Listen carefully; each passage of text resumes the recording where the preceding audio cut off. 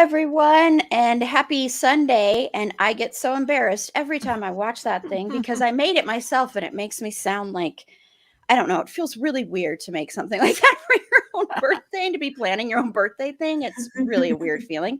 Hey, Mal. So here's the bingo card in case you didn't catch it in the comment above. I'll put it in there again to play along.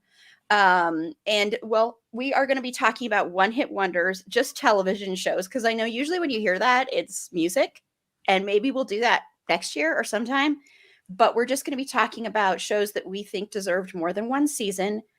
You will probably hear certain shows come up that we've already done episodes on, and so I'll mention the episodes to do promo, of course.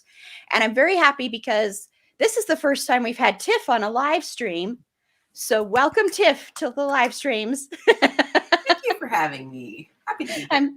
I'm so happy to have her on. And Carla hasn't been on an episode in a long time, so we have Carla back. I'm very happy about that as well. I'm very happy about that too. And Erin A is with us. This hasn't been a while since she was on last week, but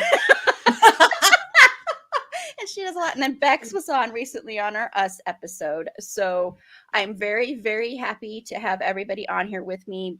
And we're going to do the same, of course, as introduction, what we're into, and we'll do that in just a second.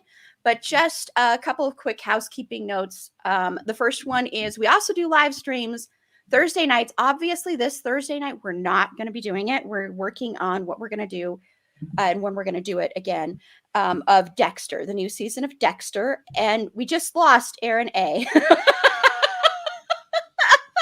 So hopefully she'll come back in because I was just saying beforehand, it's because when I edit these, if everybody's not on, it messes up the whole thing. So that'll be fun. There she is. She's back. I'm so sorry. No, doing it live. That's what happens when you do things live. I'm so sorry. I had Right, like 700 tabs open and I was trying to close all the extra ones and And you closed this one. So many X's. She was upset because I kind of blew it off that she had been on here recently. So she's like, really? Well, bye-bye. You know what? I'm done. It's too early. I haven't brushed my hair. I can't do this. I know. I'm still kind of waking up too. But anyway, but so every Thursday, with the exception of this Thursday, we'll let you know what we change it to, starting at 7 p.m. Mountain Standard Time, 6 Pacific, 8 Central, 9 Eastern. We're doing live tweets of the new season of Dexter, which I am loving the new season of Dexter. So far, so good. I'm probably... Me too. Yay!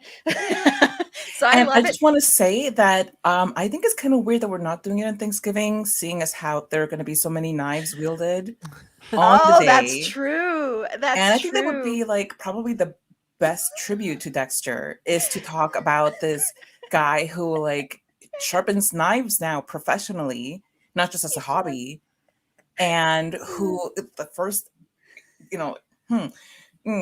not going to spoil, but I will say that there was some carving involved. That's a good point, Carla. Very good point. Thank you. Yeah, I didn't even think of that, but yeah, and those knives must be the perfect knives for when you're cutting meat. Yes, can you imagine having a Dexter knife, a Dexter Morgan special, if you will, in your home for when it's time to carve the turkey? No more will you be serving jagged meat when you can serve a perfectly sliced piece of turkey breast. Oh man! Good morning, everyone. I'm just here trying to be like entrepreneurial and offer Showtime a side gig. A side gig. That's a good idea, though. I would buy those knives.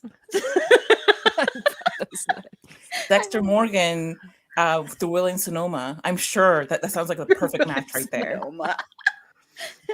Benefiting like No Kid Hungry. That's amazing.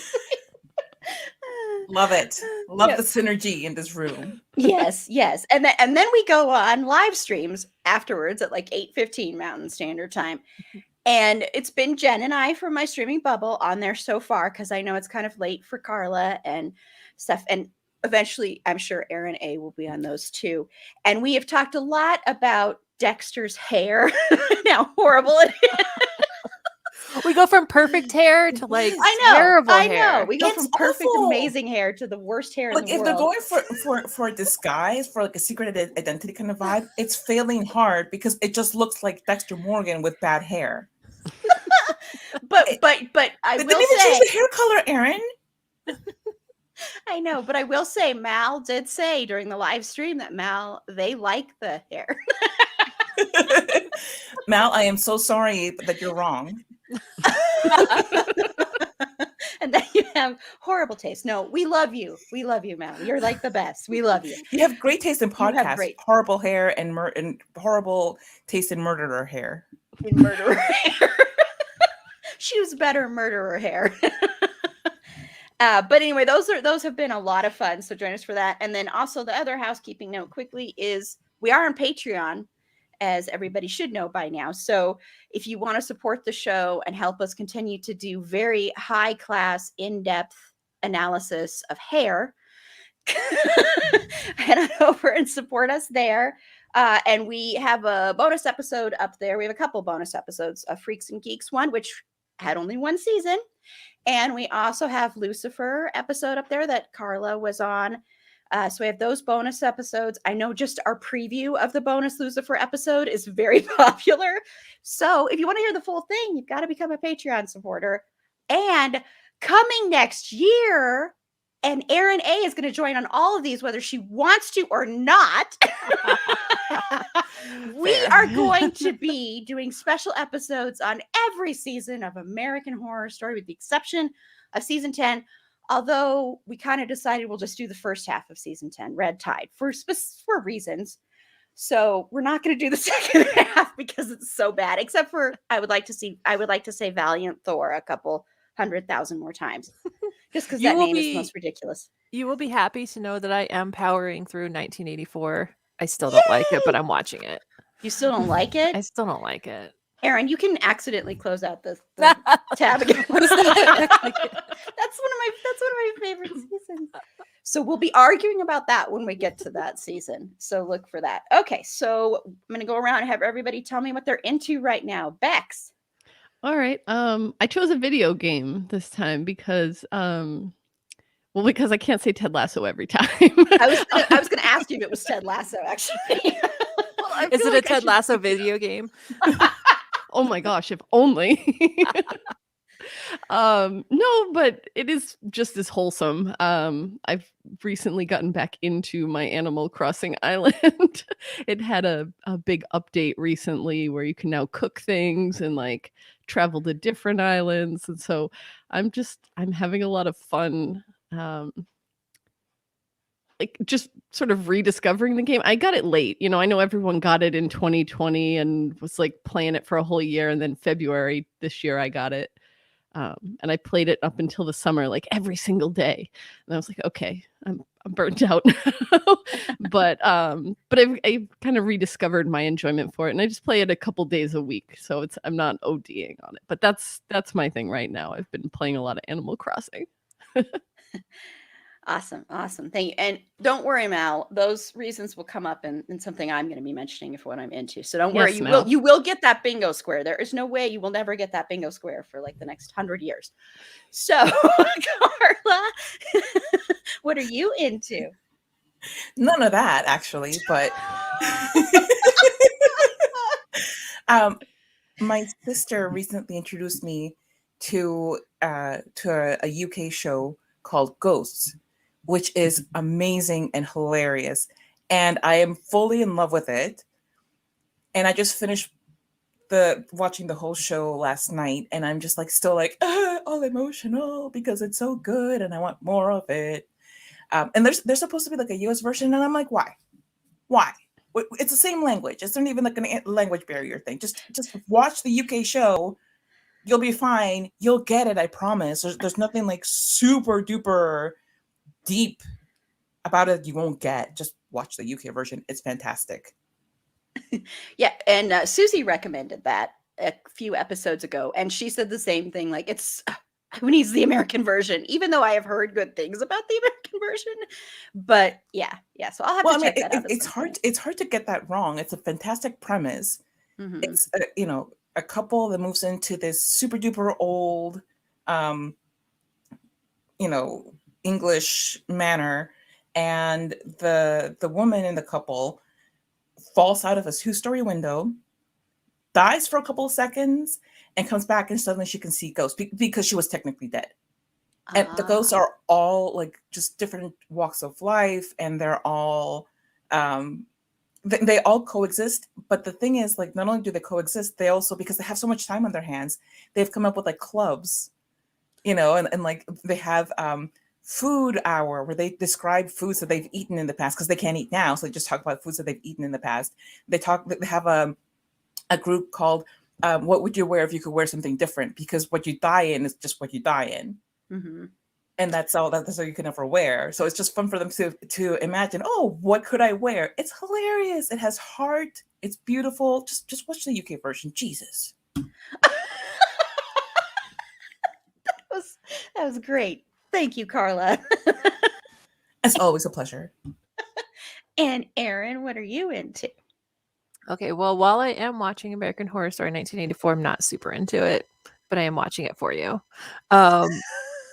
But I did watch a movie on Amazon called Black as Night, and it's set in New Orleans, and it's like this teenage girl, and she's fighting vampires. I thought it was good.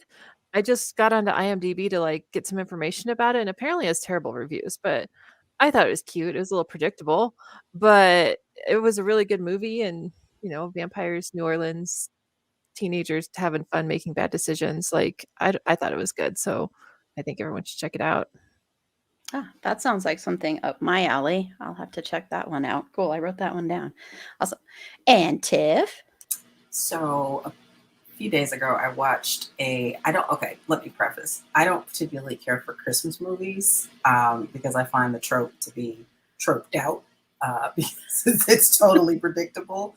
But I did take a chance on a Netflix movie called Love Hard. And it has Nina Dobrev and it has Jimmy O Yang in it. And I didn't think Nina Dobrev was funny. I didn't, because I think she was on Vampire Diaries, right? Which is drama and, over the top, like CW type of deal. But she's really funny in this. She's really, really funny. And it's totally predictable. It's about a woman who gets on a dating app and she gets catfished by a guy that lives 3,000 miles away. She thinks it's her perfect match. She goes to visit him for Christmas, and booyah, it's somebody completely different. And of course, shenanigans and hijinks ensue, and you find out what happens at the end. But it's really sweet. It is. It's a really sweet movie. I might just watch it again, which is very rare, like for me, for Netflix movies. I usually don't do it, but I highly recommend it, which I rarely do also. Awesome. Meg talked about that movie on our last, I believe that was the one. There went a dog barking. Wasn't mine this time. Wasn't mine. Okay, Fergie. Just to address a couple of Mal's comments. Yes, Mal, it's a very wholesome show. Oh, and Mal, yeah, are you admiring my sweet cup? Oh, yes, that's an awesome, awesome thermos available in our Redbubble store. And speaking of our Redbubble store, very soon we are going to have special merchandise that will be, it's a blank thing. So it'll be different things that we talk about a lot on the show or that are important to some of our panelists. Like Eurovision and Lord of the Rings and Christian effing Bale. And I was waiting for that one. I mean, we have to do that. We're doing a whole month dedicated to him in January. So he's our unofficial mascot, which, I still think it's so funny that he became our unofficial mascot, but whatever. And this is Erin, the other Erin. And what I'm into is yesterday I was able to watch 2 movies that were not podcast prep. It was a miracle of miracles. and it had nothing to do with the podcast. So I watched the musical Tick, Tick, Boom with Andrew Garfield and directed by Lin-Manuel Miranda. And it is about Jonathan Larson, who, of course, famously died. That sounds horrible that I'm making that the first thing about him. But he wrote the Rent. He wrote Rent, and so he became pretty well known for that, and then sadly died at a very young age. But it's all about him and his struggles to become a successful musical theater guy, writer, and it was really good. And if you don't like musicals, though, I will preface by saying, if you don't like musicals, you will not like this movie. If you don't like musicals, you're broken inside. Don't talk to us. Just stop watching now if you don't like musicals. Just go away. We don't like you. Yeah. You can't sit with us at the lunch table. Yeah. But if you love musicals and you're a theater geek, especially if you're a theater geek, if you ever were a theater geek, this will speak to you a lot on that level. It really made me miss the theater, and it made me miss being on stage. I can't sing for the life of me. You've probably heard my singing on episodes before. It was not a pleasant thing, even though our band Blue Eggs. Yes, our hit band, Blue Eggs. And we're co-lead singers and everything. And yet, you don't want to hear either of us sing, even though we will sing whether you want us to or not. Yeah. Well, Carla has a much better voice than I do. So I think we can all agree on that. And that says it all, folks. That says it all. Yeah. And then I watched on Hulu a movie featuring somebody that I'm sorry, but this is not going away anytime soon. Mr. Finn Whitrock in this movie called Locating Silver Lake. I don't know if I would recommend this movie, to be honest. It's a very indie, very typical. I love indies, but this is a very typical indie film about a white guy graduates college, moves to LA right after his girlfriend dumps him, and he gets knowledge from all these other people around him. That guy's not played by Finn Whitrock, by the way, and goes out there. He's a writer. It's that kind of thing. It's typical. You'll see it in like 100 billion independent movies. But he meets this character, Seth, played by Finn Whitrock. And the reason I'm bringing this up is I am obsessed with the styling in this movie. I am serious. The clothes he wears. We're just going to go, I'm obsessed with Finn Whitrock. And I'm like, well, we know. That's a given. Everybody already knows this. But the styling is amazing. His character is a complete a-hole and kind of a sociopath. But the clothes he wears are so awesome. And his hair. I mean, well, it's Finn Whitrock, so he always has amazing hair. But his hair is incredible. The makeup he wears, all this stuff. I just love the styling. So I'm obsessed with that, with the styling in that. Susie said she's going to make one of the jackets that's in the movie. She hasn't even seen the movie, but you're still waiting for me to discuss Halloween Town High. That's on my list. It'll probably be the last thing I watch because I've kind of like, I don't know.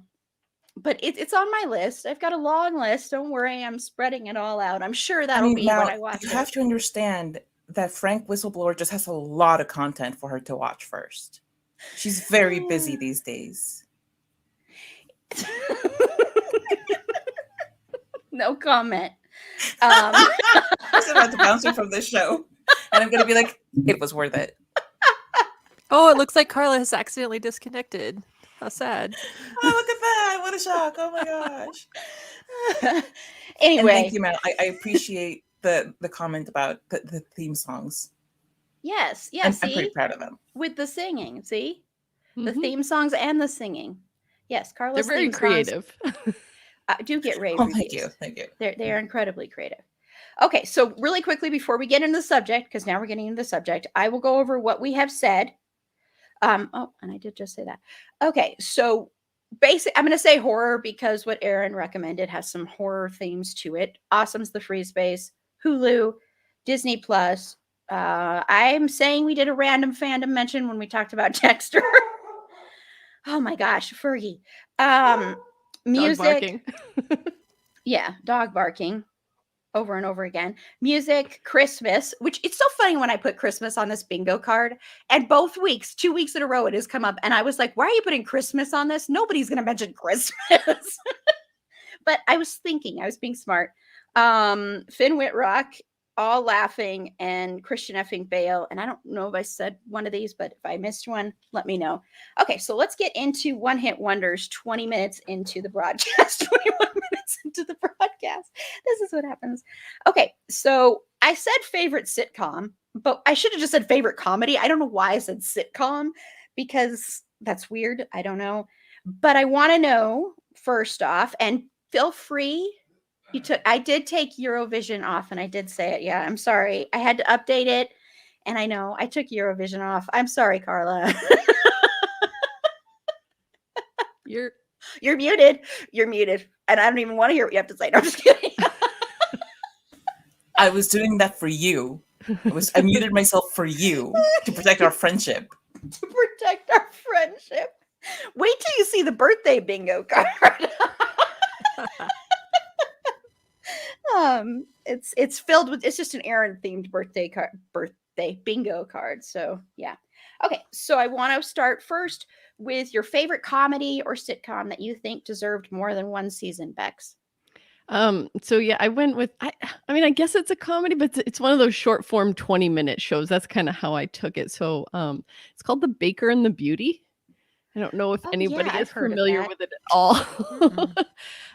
But it came out last year in April, and it was one of those like mid-season replacements on ABC, so it only had 9 episodes, and I feel like everybody was watching streaming stuff and not network stuff during the early months of the pandemic, and so I think it got lower ratings than usual. But it's basically like a Miami Cuban family has a bakery, and it's an older couple with 2 adult sons and a teenage daughter, and the oldest son, they want him to get married. His girlfriend proposed. This all happens in the first, like, in the trailer, so I'm not really spoiling. The girlfriend wants to get married, and so she actually decides to take it upon herself to propose to him, but in a very public setting, and he's like, no. And then some famous actress is in the restaurant that night and invites him to hang out with her and her friends and like go blow off some steam or whatever, and then they fall in love. And it's cheesy, typical, but representation. I actually was almost going to be like, okay, how many Latinx one-hit wonders can I come up with for this? But I decided that would be too much. There were enough, but I was like, oh, we'll diversify it a bit. So it was on ABC. I think now it's on Netflix, I think. And it's only 9 episodes, and it is cute. The actors in it, I didn't know I didn't know them from other things, but I looked them up, and like there's the actress, her name is Noah, the character, and she was in Vampire Diaries and Dynasty, I guess. Natalie Kelly is her name. So if people watch those things, like, she might be familiar to you. Yeah, I don't know. I think in 2020, I just needed some sort of like wholesome content, and it did the trick for me. And I would have loved to see it get a little more, because they opened up, the teenage daughter comes out, and of course that's like a conflict and I feel like there were a lot of storylines they could have had more time to develop in there. So and I picked that one because I also figured it probably wouldn't be popular. I wouldn't be stealing it from anybody if I took that one. That's well, Mal watched it and loved that one. So all right, good. Yeah, and I've heard of it, but I didn't watch it. It is a remake of I think an Israeli show by the same name. So I don't know how the premise changes at all, but I was like, oh, Miami Cuban family, here we go. Let's give it a shot. Yeah, awesome. And Carla. Okay, so I am a fan of a lot of shows that get canceled too early, because that's what I get for picking up shows in the first season. I should just do the sensible thing and only watch shows that have had at least 3 seasons under their belt. But, learned that lesson too late. But the one that I'm picking to talk about for sitcoms is Clone High. And I don't typically even watch, let alone recommend animated series because I don't have the patience for animated. But Same. yeah, exactly. But this one I was really into. It's another one that my sister got me into back in the day, back when it was airing. She was too young to be watching it, but I'm not her mother. Um, um, and okay, it's silly, but the reason that it's called Clone High is because all of the cast is high school aged versions, clones of all of these historical figures. So you have like Abe Lincoln, Joan of Arc, Gandhi, Cleopatra, JFK, and it's kind of like imagine if you will, just imagine Dawson's Creek or 90210, but animated and with teen versions of historical figures. It is Whoa. classic. It is gold. It is a lot. It is just, yeah, but it's pretty good and it's really funny, and it had its rough spots where you're like, ooh, why would you do that? And it's like, because it's the 90s and whatever. Was it the 90s? I don't know, whatever. It's a long time ago. But if you do get a chance to go and watch it, like watch an episode or two, it's hilarious. It's kooky fun. I wish that I had gotten to stick around for longer. I think there was talk at some point of bringing it back. I don't know, but that would be interesting to see, in 2021 or 2022 or something like that, what they would add or subtract from the formula. Because I think that there were a lot of places where it could have gone that it didn't delve into, specifically, like representation and just, maybe not making all of the pairings so heteronormative and all of that. But it would have been interesting. I bet you, I just bet you, I'm just thinking right now, I know that they would put in a Frida Kahlo, like a teen Frida. Mm. And I'm like, okay, yay, Frida, but there are so many other, so many other artists and Yeah. famous people who are also Latina, and like, just let Frida rest in peace, man. Just let her chill in her cloud. But anyway, Clone High is pretty good. Check it out. Okay, awesome. Yeah, that was on when I was doing research and looking up all, lists of what people recommend. And like that was on quite a few lists of some of the best one hit wonder shows, like shows that have one season. So yeah, awesome. And Aaron. Okay, I've never heard of that, but I really want to watch it now. I had a couple, but I think the one that I'm going to go with is Selfie. It's from 2014, and I think it got a bad rap. I don't think it was marketed well, but it does have Karen Gillan in it, who is one of my favorite people, and John Cho, and it's totally just like a rom-com basically. But I think it's adorable, and it had a lot of potential. It didn't get great reviews. It only had 7 episodes on ABC, and then it switched over to finish out with 13 episodes on Hulu. So it was a very short run, and I think if they had given it more time, it was starting to evolve into something better, because it did start out like a little rough. But I think it was really cute, and I think it had a lot of potential. And Karen Gillan and John Cho are just like have great chemistry together. I think they were really funny, and it was really cute. And yeah, I was really crushed whenever it got canceled. I remember just being so sad and wanting to watch it again. So I really missed that one. Yeah, and I know a couple of other panelists on here loved that show as well. So Tiff, your favorite?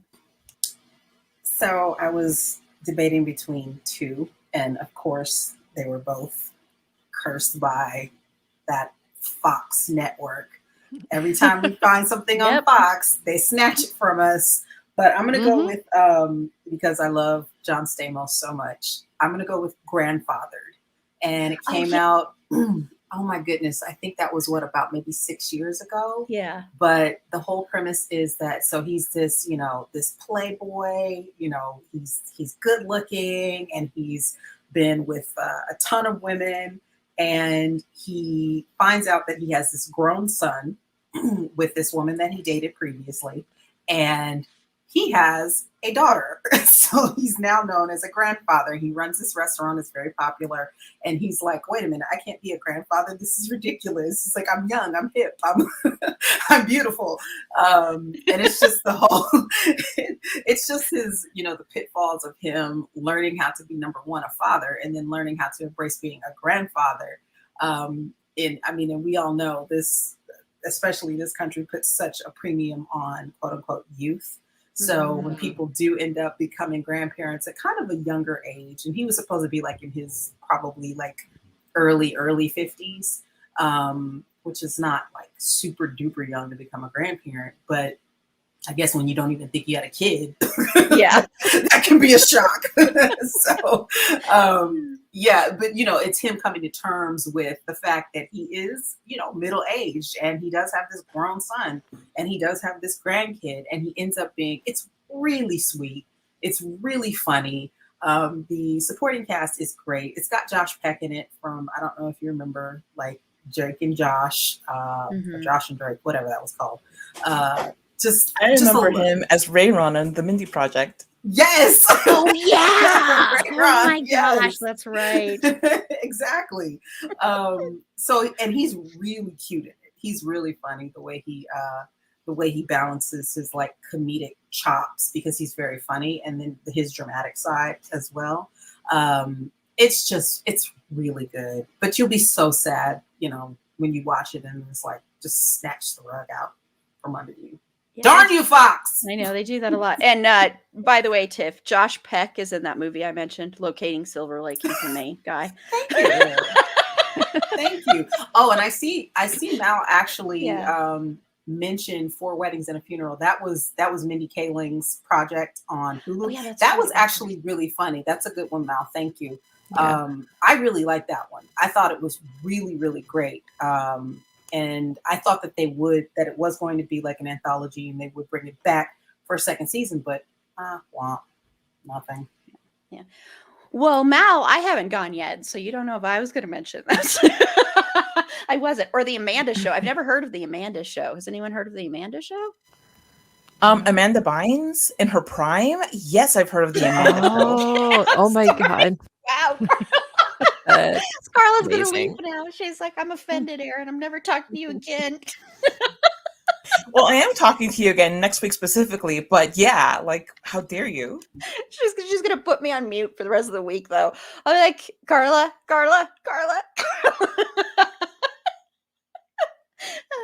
Yeah, I haven't heard of that one, though. I guess that's horrible that I haven't heard of it.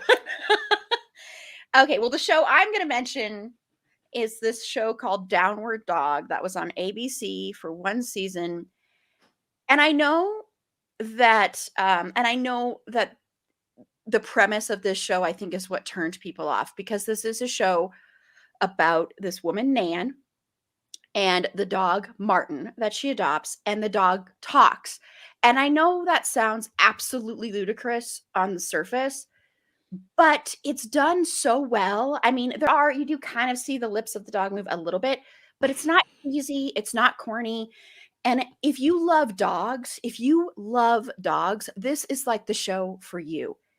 And Martin has such amazing insights and is so funny. And it's exactly what you think a dog might think sometimes. I mean, there is a whole scene where he goes through struggles where he's like, Nan isn't like the perfect human for me anymore, or Nan isn't living up to what Nan needs to be doing for me. And Nan is played by Allison Tolman, who's amazing. I love her so much. But there's a whole scene where he thinks he's going to leave her and go to another human. And the human, and have you ever done this with a dog? I do it all the time with Fergie, and she still falls for this. I can't believe it. But, you fake throw a toy or a ball, and then you hide it, and they like look for it. And he does that, and he's like, oh, you're so stupid. And the dog's thoughts are like, I cannot believe I got taken in by a ball tease. And it's just the way he says it that's so funny. But there's also just these lines of like the dog saying, no one in the history of the universe will ever love this woman the way that I love her, talking about Nan. And it's just such a beautiful, beautiful show. Even though it was just one season and I wanted more, everybody wanted more that was fans of it. It was well written, well done. Timothy Omenson is on it for a couple of episodes, Carla. Did you say Tim O? Yes. And What? He's one episode, and he's like a dog trainer, and he's kind of this snooty dog trainer. Snooty Tim O.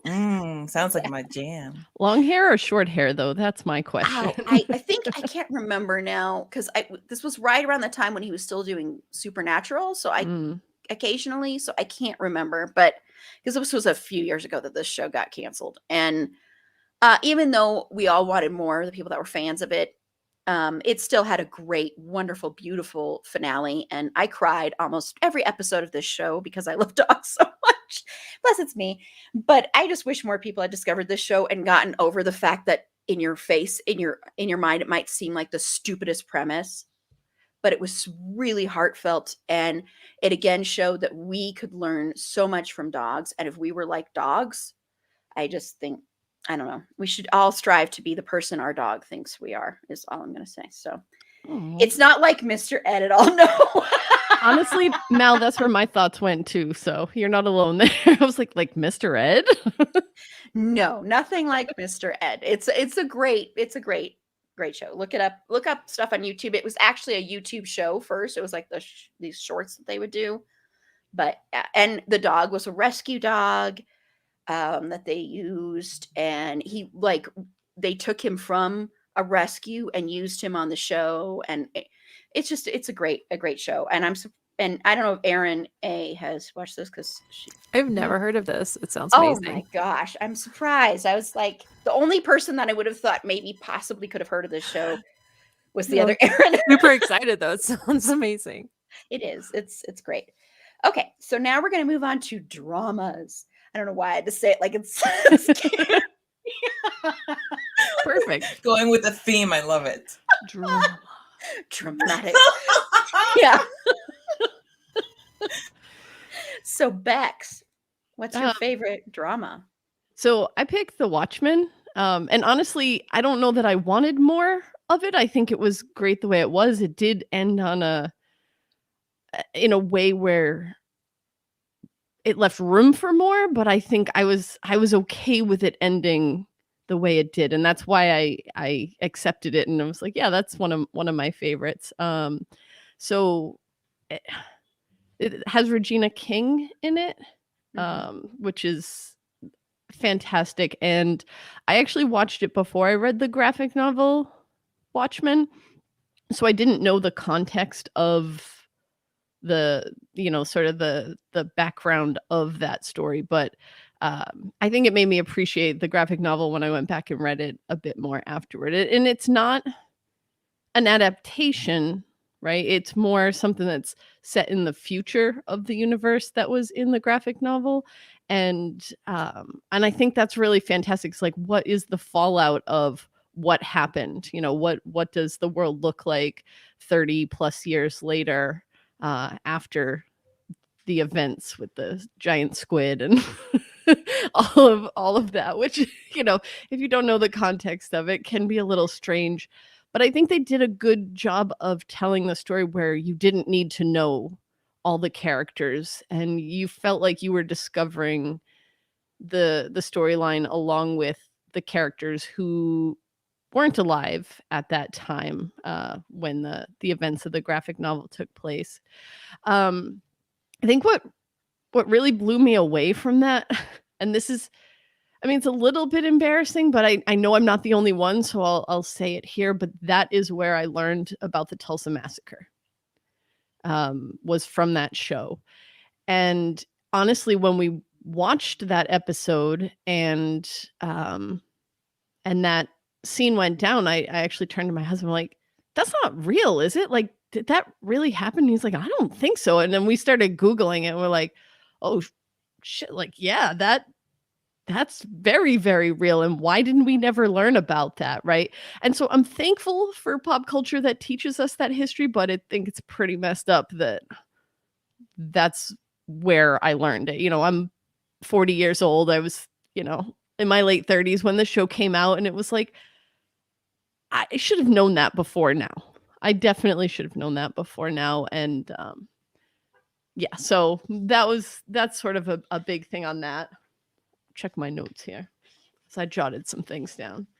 But yeah, I'll just say while you're checking your notes, yeah, that speaks to our education system and what we value teaching people and what we don't value teaching people. Very, very, very true. Absolutely. Yeah. So I mean, you could still check the show out on HBO. But I once in a while I want those escapist shows like The Baker and the Beauty, where I'm just like, whatever, it's fine, just let whatever happen. But more often than not, I like shows that really make you think. And this show, it tackles issues of racism, police brutality and violence, this sort of like, oh, we're putting masks on the police to protect their identities so people don't come after them. But like, what does that then allow them to do in return? And of course, like a year later, we're all wearing masks anyway. So obviously for different reasons, but it's kind of eerie the way it played into it. This whole idea of like vigilantism versus superheroes, like what is that line between the two of them? I think that it tackles that really well. And yeah, I don't know, it's just like it kind of gives you this like, we have a duty to be better humans, but like at the same time, no one human can, no matter what their powers are, especially like we have these godlike characters in the show, they can't solve all the world's problems, even if they take on these godlike qualities. So it takes all of us. Yeah, and it's much better than the movie that came out years ago. That's what I've heard. I did not see the movie, but yes, that is absolutely what I've heard. Yeah. And Carla, yours?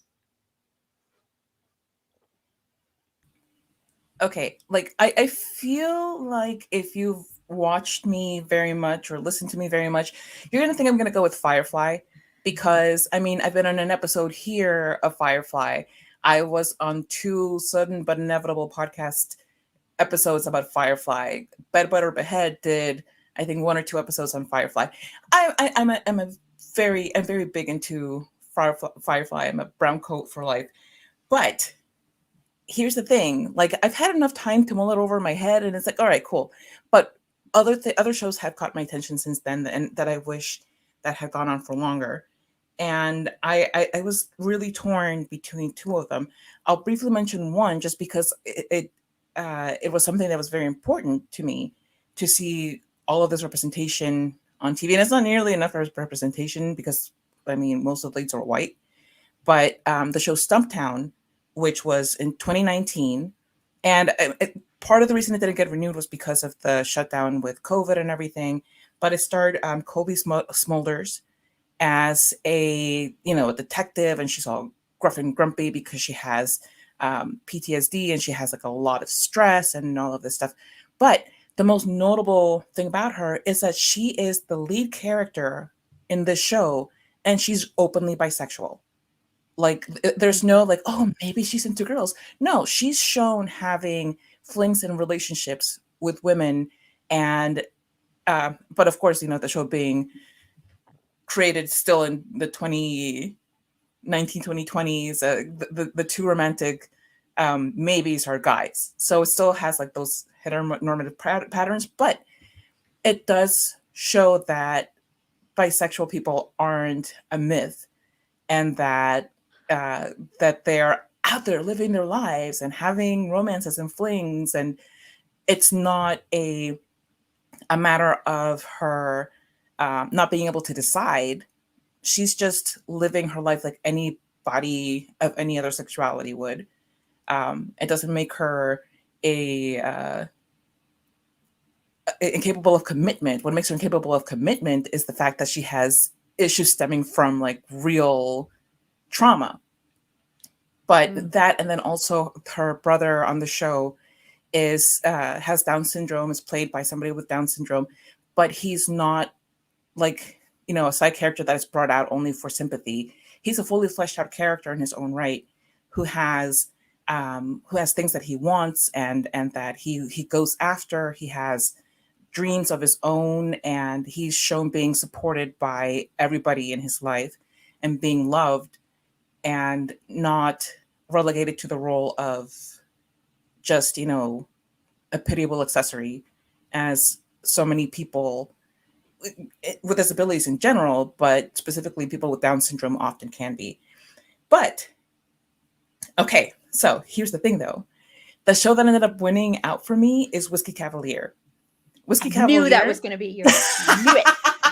Well, you know me very well. Whiskey Cavalier is hilarious, and I was okay. Do I put this under drama? Do I put it under comedy? Because it's a hilarious show. It's great.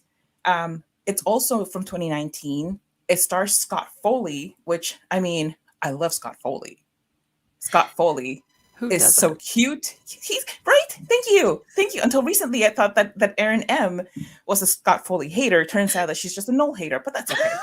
We've had this discussion. We're not going to go back there. The Come on, nuance. we made up with the Benol ship. Benol, yes, the Benol ship. Benol for life, Everything's man. fine. Yes, it's great. But okay, so listen to this cast. Okay, it's Scott Foley, Lauren Cohen, Tyler James Williams, Anna Ortiz, Veer Das, which if you haven't seen his comedy specials, check them out. He is fantastic. Look, check out his comedy specials, and then if you watch Whiskey Cavalier somewhere, watch it, and it's like a whole different person. It's fantastic. Josh Hopkins, and Bellamy Young is in it too. It's a fantastic show. Great casting. They go all over the world, and they're they're CIA people, they're FBI people, and then they come together to become a team of spies, and they go on all of these adventures. I love how Tiff is just like imitating my hand gestures of bringing two hands together for a cause. But it's great fun. It's just a marvelous show that I don't think takes itself too seriously, and also what I liked about Scott Foley's character is that he's a soft guy. He's seen multiple times crying and just having like all of this depth of emotion, and he's very eager to talk about his feelings, to the point people are like, oh my God, okay, we get it. You have feelings. But it's never really a thing where he's where him being soft is the butt of the joke. It's more like he's just a guy who you watch this and you want to get to know him and get to know more about him, which I think, especially in the action genre, is pretty rare. Because so often it's just like these tough, burly guys, and they shut down their feelings so they can get the job done. I think of Criminal Minds, and that's the thing that comes to mind is Hodge, and how you never really see through the veneer because he's just a tough, macho man who's getting justice. But no, this guy, he can be tough, and he can be smart, and he can be soft, which I don't think we see enough of. And I really would have loved to have seen where the show went after the one season, after which it was canceled, because I think it was on ABC, and as Tiff says, their nickname is always be canceling. Mm-hmm. So yeah, I'm more than a little bitter, but whatever. Who cares about my feelings? Certainly not ABC or Fox. I know ABC and Fox. They don't care about anyone's feelings. Yeah, are they owned by the same people? I'm telling you, there's like a dude with white hair and a long beard sitting atop the corporate ladder of ABC and Fox, and they're like, no. They're like, this looks too good. This is wonderful. People want his head. Exactly. People love this. Let's cancel it.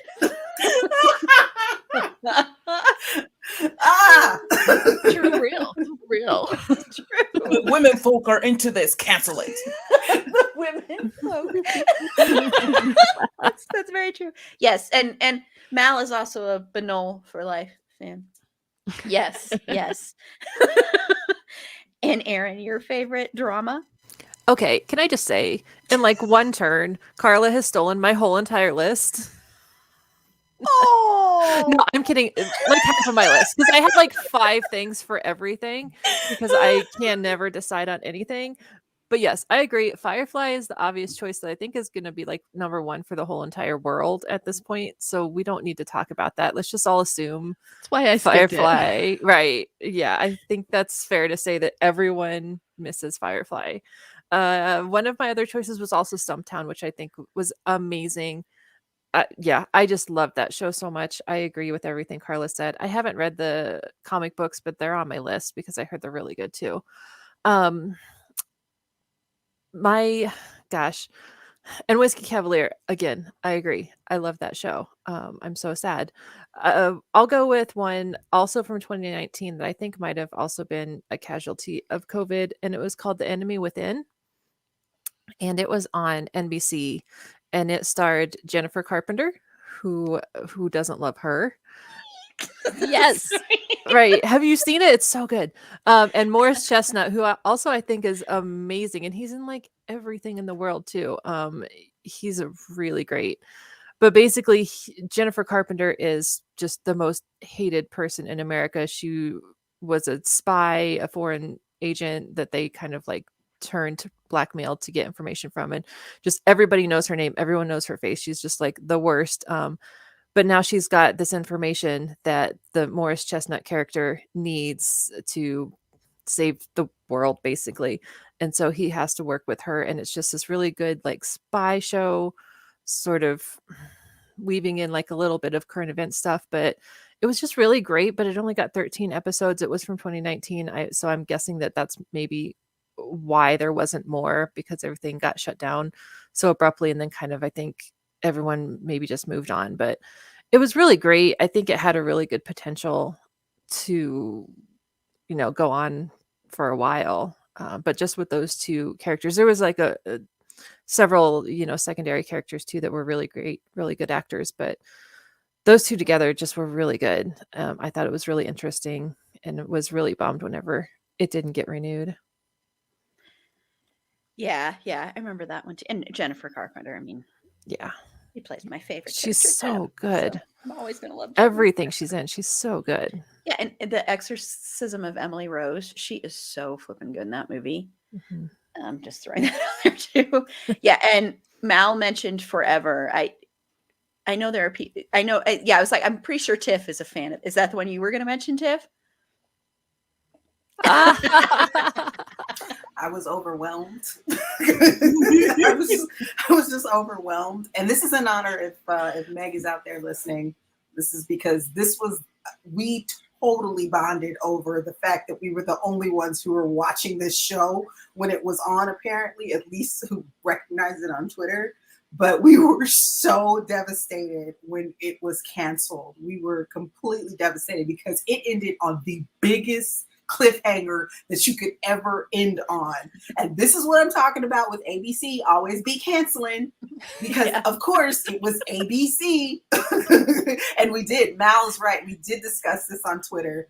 And I know Meg chimed in too, because it's Alana de la Garza, who, for those that know her career, she started on Law and Order. She was on like the last 3 seasons of the original Law and Order.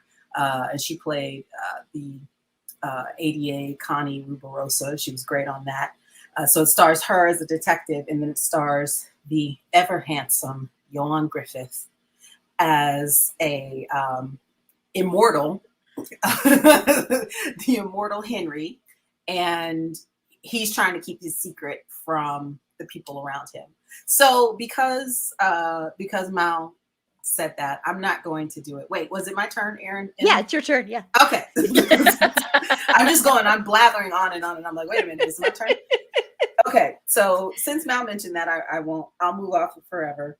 I'm gonna go with something probably nobody here has ever heard of, and it's called Terra Nova. Now oh yeah, you heard of it.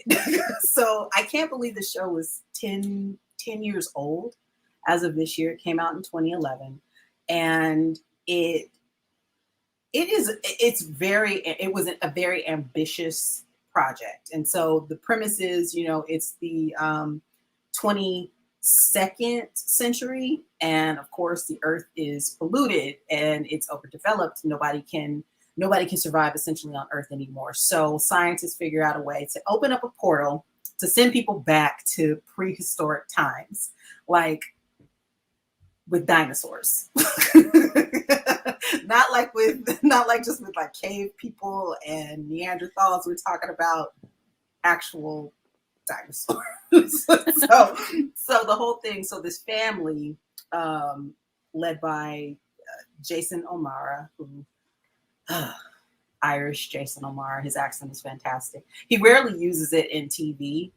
He's always like a USian. I don't say American because that's kind of like whatever, but he's a USian in most of the TV shows that he's in. So he's got just that very, standard USian accent, but his natural Irish accent is just so beautiful and so wonderful. Unfortunately, he's not using it in this. Anywho, though, it's his family that gets blasted back through the portal to the prehistoric times, and it's them trying to come up with a way to survive because, it's prehistoric times, so they don't have all of the technology to survive. You have to do a lot of these things by hand. And then it's also trying to balance the fact that people are always going to be evil, and there's always going to be people who want to take advantage of other people for their own gain and for their own ends. So it only lasted for 13 episodes because once again, Fox decided to pull the plug on it. So the other thing that I was going to say, if I didn't choose Terra Nova, I was going to choose Flash Forward, which showed on ABC, and that was with John Cho and Gabrielle Union, and they played a couple on that, which totally rare. Asian man, Black woman, that just doesn't happen. But that was an excellent premise too. So check that out. And that lasted 22 episodes. Darn you, ABC. Yeah, it's like, seriously.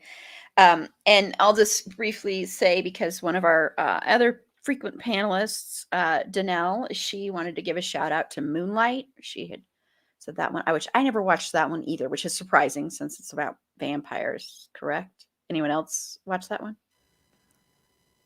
No. I think I saw 2 episodes. I think.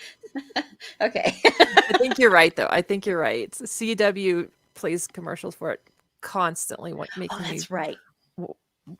For some reason, CW really wants me to watch that. And it shows me an insane amount of commercials for Forever. So I'm now actively hate not watching Forever because the CW will play that commercial literally 4 times in a row, every commercial break. And I'm like, no, I'm done. I can't. Anyway, that's my rant about the CW. I hate CW commercials. I would pay them money to not watch commercials. Anyway, I know I should. It's so good. There's always those people who won't watch something because they've heard about it from other people too much. Oh, I know. I'm looking at my co-host. I'm looking at my co-host who will not watch Ted Lasso because of how much I love it. You love it too much. Right, Kim, calling you out. Every time it's about to be, I really should have just shut the door and shut the blinds because Fergie barks at everything. Fergie has opinions. Fergie's like, watch Forever, watch Ted Lasso. No, Fergie's probably like, will you just shut up in there? That's right. Mal did watch Ted Lasso for me, so we've got a bond now. Yeah. Well, I can hear just like the faintest little dog snores, but I don't think it's loud enough to get on the microphone now. So I think this is perfect. Look, I live on a main road in Brooklyn. If there's going to be noises, sorry. Like, let me know when I'll mute myself. It's being live. It's part of being live. It's going to happen. It's part of it. It's part of the fun. You don't know what's going to happen. I have banished the 2-year-old to the living room, but I already heard her. She already tried to bust in. Yeah, she already tried to bust in here. Like she burst into the door. I was luckily on mute, but she busted into the office and was like, "Hey!" Hilarious. She's so Yeah, my I just loud. picture her That's kicking in the door and just That's standing in what the she middle of the did. door. She did it like the Kool-Aid Man. That's what she did. That's what I picture. Yeah, my Yeah. 8-year-old has no excuse. He should definitely know better. But sometimes, like, I see a very hesitant turning of the doorknob, and I'm like, he kind of just catches himself and he's like, "Oh, I probably shouldn't." I'm gonna have to put together a little cut for this one of just like all the little dog barks, other things. Make that the Can you teaser for handle the it? episode. Yeah, that'll be the teaser. So yeah, An episode where your co-host is Fergie. yeah. She has come in on some of them, like been like come in here and just been like, "You will pay attention to me." I want to see Fergie with little like headphones on. I have a picture of her with headphones on that I shared on Twitter a while ago, saying, "This is my new co-host." Oh, I love it. Yeah, I'll have to share that again. It was really, she did not enjoy it. Me putting those on She's like, her. I can hear. Hello, I'm a dog. Yeah, plus she's not one of those dogs that she likes getting dressed up or you putting stuff on her. She's like, "This is so stupid. What are you doing to me?" But yeah. Okay. Well, the one I am going to mention, and there's another one I'll give a shout out to if it doesn't come up in the next segment. But the one I'm going to mention is this show that I figured it would be not mentioned. So that's why I chose it. This show called Awake. And it was on, I believe, NBC. Yeah, Tiff, you've seen this. See, Tiff and I usually yeah, and this was a show starring Jason Isaacs, who is another person that very rarely uses his he's isn't he British, or is he right? I mean, believe so. I If always he's assumed not- he was because of Harry If he's Potter, not British, right? then he's Irish. I've never watched Harry Potter. I'm not a Harry Potter person. If he's not British, then he's Irish. Okay. Yeah, it's one of the two. Yeah, but he usually is always using USAN. I'll say that in a different accent. He's also starring in some movie that's coming up that's all about these two families meeting after a school shooting and talking that's supposed to be incredible, called Mass. So anyway, just throwing that out there. I haven't watched it, but it's supposed to be incredible. But this is about Jason Isaacs plays a character that is in a car accident that takes the life of a family member. A police detective lives after a car accident, takes the life of a family member. A police detective lives two alternating parallel lives, one with his wife and one with his sons. And so with his son. So what it is basically in one universe, his wife died. In the other universe, his son died. So he's waking up in two different universes. So it's kind of like this struggle of deciding, which universe would you want to be the reality? If you had to lose one family member, would you want to lose your kid or your wife? But it was really well done. And Jason Isaacs is a really, really good actor. I mean, very underrated, and people don't talk about him a lot. And so it was really, really, really, really good. So that's one that I would recommend in it. I don't like The that premise alone has me It's so traumatized. stressful. I know. I'm looking at Carla like I'm traumatizing Carla. I'm sorry. That show was a lot. It was a lot. Yeah. I mean, I remember I'm like, oh my gosh, what's he gonna choose? What's he gonna choose? Yeah. Oh, and he's British, Aaron. He is British. Okay, He's British. He was born in Liverpool. Okay, thank you. That sounds so awful. Yeah. Oh my Do god. not like. Well, you know me. I like watching the dark, twisted stuff.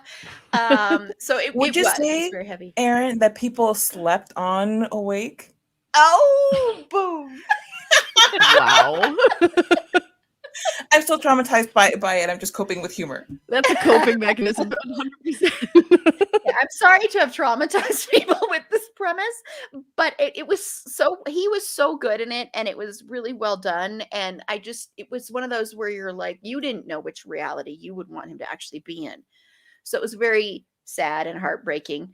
And Mal says this sounds like sliding doors combined with that Sandra Bullock movie where she keeps waking up to in a different time. Very interesting. Yeah, it's very much like that. That's a good call. And what was the name of that Sandra Bullock movie? Now I'm forgetting.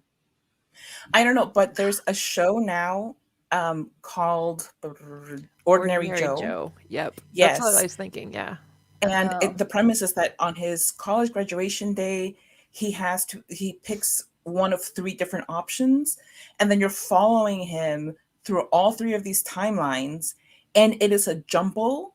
It is confusing, and I'm trying to watch it. Like, I watched one episode, and I'm like, it's too stressful. Like, is this Cop Joe? Is this Nurse Joe? I don't understand what's going on. Hey, my wife. she's sitting at the bar. Premonition. Thank you, Mal. Yeah, that's the name of that movie, Premonition. Yes, which stars Julian McMahon from that show I hate, don't even love to hate it, Nip Tuck. Just so you know, my mention of Ordinary Joe is not an endorsement of Ordinary Joe. I Because- can't decide if I like it yet either, but I am in love with James Wolk, so that's why I started watching it. But the girl who plays Amy is the one who's doing it for me. However, probably not enough for me to continue watching it. And also, okay, do we really need like a sliding doors for men? right, his Down with the man. neither of the 3 lives he has really seems that terrible for him. Yeah, I'm like, okay, well, none of these seem like too bad, so maybe just pick one and focus on that for the show, because I'm kind of over this premise. Like, Yeah. you know. Yeah. So Meg can't hear what we're saying, but she's assuming it's because it's hi. Don't interrupt Aaron talking about some person I've never heard of. I don't know who Fred Wickmont is. Fred but- Wickman? I mean, you talk about him all the time. Oh man! You know, on my birthday celebration, you're not going to be allowed to do this. You'll be immediately luck with kicked that out one. of the stream. You'll be out of the stream. Carla in 2 has seconds. left. Carla and Meg, because Meg hasn't signed up for her time yet, so I signed her up with you, Carla. Your video and your mic will be shut off for 3 minutes in penalty every time you say it. Yes, every time you misspeak. Joke's on you, because we talk enough to that even those 3 muted minutes will be accounted for in other spots. Yeah. He's in Halloween Town High. Well, then why have you been telling me to see Halloween Town High? Because I don't know who Fred Wickmont is. So. Oh man, the teasing I endure simply because of something I love is just. It's a lot, people. It's a lot. And the things that I do for Meg and Carla, it's like episodes I create for Meg and Carla. Like, You're welcome for the quality entertainment. Right, where's the Finn Bedwed Behead episode? I've been begging yeah. for this for forever. What I actually am thinking, Keep begging, because Give the people what they want. it could happen on my birthday. The That's what you people is come into Aaron. during a birthday. I'd love to Hey, hear the great, song Aaron. Carla comes up for the beginning of that episode. Oh, it's going to be set to the tune of the Flintstones. Yeah. I can see it now. You know, I could easily remove you from the stream. I just want to point out that That something should be a bingo spot. That should be a bingo spot. How many Aaron times threatens to Carla remove a friend? panelist. No, what I I was just want to thinking. point out that Meg mentioned the show Pitch, which none of us mentioned, but it's a sitcom that she was into. That was a one-hit wonder. So That was Boom. the one I wasn't going to mention because I wasn't sure if it was going to come up in the next segment, but Carla mentioned it. So, hi, Neo, the Palladian of Light. I'm not sure who you are, but thank you. Power to the people and power to me. Thank you. Thank you. Sounds like Neo's a I'm- Finn fan. Yes, which would make you a in the right. So the correct You're allowed name. to say. Yes, you're did allowed one to of you say. go off and make a separate account and just log in to do this? Yeah, it's me. Just kidding. Just secretly like off there just creating extra Google accounts. Yeah. Mal, I'm ignoring your. Yes, I realize that our 91 Whiskey live stream has the most views of any of our live streams. I understand this. This doesn't mean that it's okay to continue. To Again. tease me. You're welcome. I'm not saying You I'm bring it not on yourself. sorry. I'm not. I don't bring it on my. No, what I was gonna say. There's I always actually that was. one. I know. I actually was going to ask this of Meg and Carla, and I'll do it live so that people can really. Well, most people want to harass me, except for my new friend Neo, who is now my new best friend, and the other Aaron is my other best friend. And Tiff is pretty nice to me about this stuff. She's on my side, whether she wants to be or not. I have no skin in the game. I'm like easy breezy duck. The water rolls off me like a duck. It's all good. Yeah, see, this is why. Yeah, Tiff is cool. Tiff's cool. This is why she loves me. Yes, it's one of the many reasons why I love you more than Carla or Meg. Well, whatever, Meg. Well, then you're not going to be on the live stream next Saturday, so that's all there is to it. But no, what I was going to ask Meg and Carla for my birthday, as a birthday wish for our birthday live stream, is if we could play Bed Wetter Behead with the characters. Like I said, I will customize the characters for you. You will know. Look, Aaron, it's a birthday wish, not a make-a-wish, okay? Like, don't stretch it too far. You're asking for the moon. The moon! Wow! And I Tiff thought for is a sure gift. that would be. I really appreciate Neo, the Paladin of Light. I know. I want to know who this person Thank is. you. Because I think I'm Who are you, Neo? Who are you? Who are you, Neo? Who are Reveal you? yourself so I can send you a basket of cookies. Oh, it's me. Yes, It's I'll me. send I'm you- Neo. You already have my. You're Neo. Good Wait, I job, need Bex. cookies. Bex, you are invited back. You can be on the live stream on Saturday. Carla and Meg are teetering on the edge of falling off. Anyway, so there was a tangent, everybody. Here's the bingo card, since we've had other people join us. Neo, if you would like to play along too, since you are our new favorite person, we love you, Neo. We would love to know who you really are.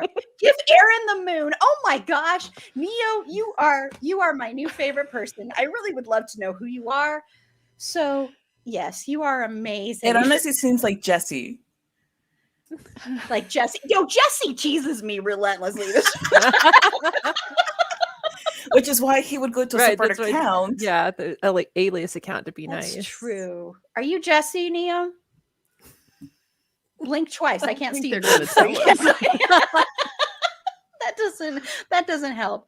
But if you want to know, here is the bingo card. You can play along too. And I know Mal already got a bingo, but Neo, you can try and get a bingo too, since we love you, Neo. I know, no Jesse. That makes me think you are Jesse. Not helping. Yeah, right. Okay, man, by the end of this, you really need to let us know who you are, Neo. Okay, so let's get into what would be the one show you want to return. And this doesn't have to be one of the ones that you mentioned before. And then people watching, if you want to tell us you love being loved. Okay. I want to know by the end of this. Serious. By the end of this broadcast, I really want to know who you are. It's This is gonna drive me Jesse. nuts. I'm It's calling Jesse. it now. It's Jesse. It's Jesse. You're probably right, but we'll see. Okay. So we're going to get into what is the one show you'd want to return. And feel free to say that in the comments as well. If you have a show that was only on for one season and you'd like to see it return as well, please put that in the comments as well. How many times can I say as well? I've lost my panelists. Okay. You know what's really funny? Sorry. Side note here. Sorry. Another little tangent here. So Aaron and I, my lovely producer, are meeting after this to talk about how we are banning Meg and Carla from the show. But Quick, block them on all social medias. but I had put All their on my accounts. I had put on my calendar, that we were going to be meeting, and I put it on for noon. And so I keep getting these notices, meet with Erin. And I'm like, I see her. She's right there. I don't have to anyway, sorry, that really isn't important, but I wanted to say it because I like Erin. Not as much as Neo, apparently. Not as much as Neo. Neo, you are top. You are like you're up there almost with Finn. I mean, that's pretty amazing. Pretty impressive there. Whoa. I know. Okay, so let's get into what would be the one show you'd want to see return, Bex. Well, there's a couple of shows that are allegedly returning, but like I haven't heard anything about them in a while. So there's one was an Amazon Prime show called Tales from the Loop, which I absolutely adored. I can't even get into explaining what it is, but just like go into it. And it's this whole like time loop issue, past, present. It's amazing. Los Spookies, which was on HBO, is supposedly coming back from it for a second season, but it's been a couple of years. Obviously, there was a pandemic, I know, but like I just want a little news, a little teaser. Is it really happening? The one I picked is actually a stop motion animation series called Rilakuma and Kawaru. And it's about these really cute bears and a human woman, and the bears are her roommates. They don't really talk. I don't know how to, this is like the weirdest thing to have to explain to people. So apparently there might be a spin-off on it, but with some of the same characters. But basically, Rilakuma, which means, this is the translation, bear in a relaxed mood. So it's like a lazy bear. And he's a lazy brown bear. And then there's Korilakuma, who's the little bear in a relaxed mood. And they move in with this woman who she's got to be like, I swear she's in her 30s. Like she's going through some existential crisis stuff that I feel like 30-somethings can very much relate to. It's stop motion animation, but it's not really a kid's show at all. And then she has a pet bird named Kyoritori. And I meant to bring my little stuffed animals here to show you all. I have them. The episodes are like 10 or 15 minutes long. So it's not a huge commitment. You can watch it straight through like a movie in a couple hours or a little less. Because I think there are 13 episodes. So very, very worthwhile. It kind of, it explores this woman Kawaru's sort of like what it's like to be a single woman and her experiences with work and like her colleagues going out to hang out without her, and she wants to find a boyfriend but she can't, and then she befriends this little boy who lives next door, and I don't know, it's so I like wholesome stuff apparently right now because it falls into that wholesome category, but at the same time it's not like, it really does tackle some serious issues in terms of like mental health and social well-being. And I don't know, one of my favorite episodes has Kawaru, the woman, wants to take a trip to Hawaii. And she's supposed to go to Hawaii. And so like Rilakuma, the bear, is super excited to go on this trip with her. And she's like, no, I want to take like my new boyfriend or whatever that she has at the time. And so the bears are really sad, and they make a music video about how they wish they were in Hawaii, and it goes viral. And then they win a trip to Hawaii, and they go without Kawaru, and they just leave her behind, and they're like, we're going to Hawaii without you. It's perfection. I don't know. Check it out. It's not a huge commitment. Just give it a shot. Awesome. Thank you. But I haven't heard of that at all. Oh, they're the cutest bears ever. Oh, And Mal is shouting out Merry Happy Whatever. It's a Christmas show released on Netflix in 2019. Now that we have streaming services, holiday seasons are doable. They could make it be a different holiday and family each year. I don't think I haven't heard of that one either. Anyone on our panel?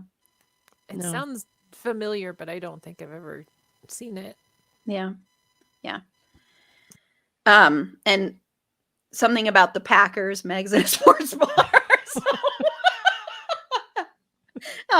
Yeah. Okay, and Carla. Oh, Phil TikTok. Oh. And it I sounds love really her. sweet and lovable. The show you were, I'm assuming it's the show you were describing, Bex. Yeah. So Carla, what is the show you would bring back? I would bring back Selfie. And here's the thing. It was a very promising show It didn't get nearly enough episodes to go where it seemed like it wanted to go. There were a lot of problematic things in it that could have been corrected, seeing as how it was so early on in the show. For example, I mean, like, we can talk for hours about Charmonique and how, for all of the heart that she brought to the show, there was still like a lot of really like gross stereotypes about Black women. And but I really think that that could have been corrected down the line, like, you know, if it had been to go on. I don't know. I'm hopeful that it could have been, but Selfie it was a lovely show, and it had a lot of heart, and it was very sweet, and the chemistry between Karen Gillan and John Cho was just off the charts. I mean, like, there's that one moment with the bookcase, and the just watch it, like, find it somewhere and watch it, and you'll get to this point where there's like a bookcase, and you're gonna be like, that's what she was talking about, and I'll be like, yes, I'm sitting here in your home now just to say that's what I was talking about. But it really, it's just very promising, and I think that it was undercut, that its future was undercut by the terrible marketing, the fact that it was called Selfie. Like, I almost didn't watch it because it was called Selfie, and I was like, that sounds really boring. And then, like, a bunch of my friends on Twitter were talking about how good it was, so I decided to check it out, and I'm glad that I did. But I'm also angry because it didn't end up getting picked up. But yeah, I think that John Cho as a romantic lead was phenomenal casting. I thought he was wonderful.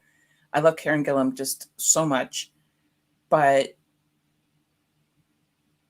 there just aren't enough shows like that where there's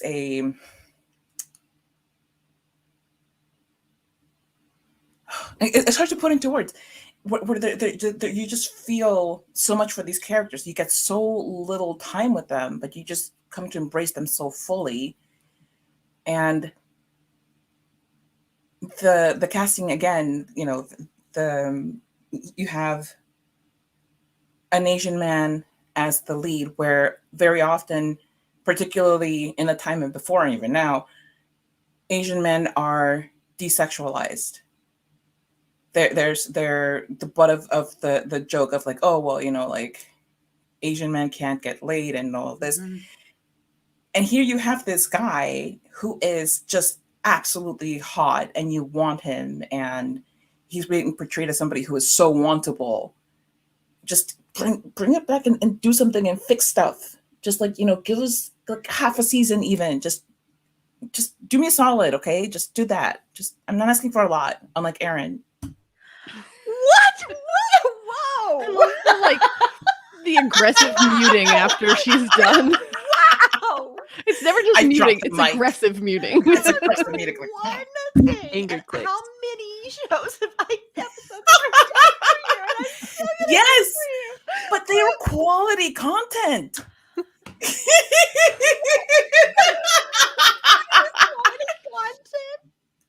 Man, I am so close to booting you. No.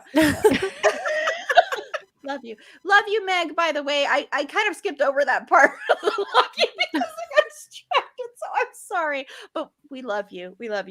And so Neo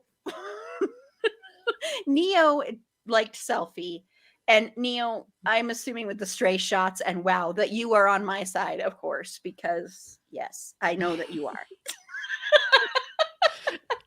Take a selfie with that. Oh, Troll Jessie is the best. Well, Mal doesn't think this is Jessie, because Mal sent me a little message, I'm going to say, because we're trying to figure out who you are, Neo, and we will before this is up. You're going to reveal your identity.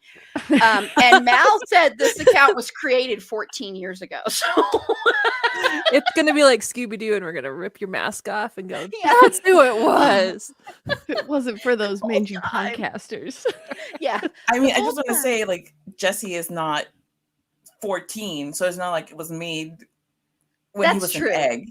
That's true. So Jessie could have several different YouTube accounts. Like, I have a couple of YouTube accounts.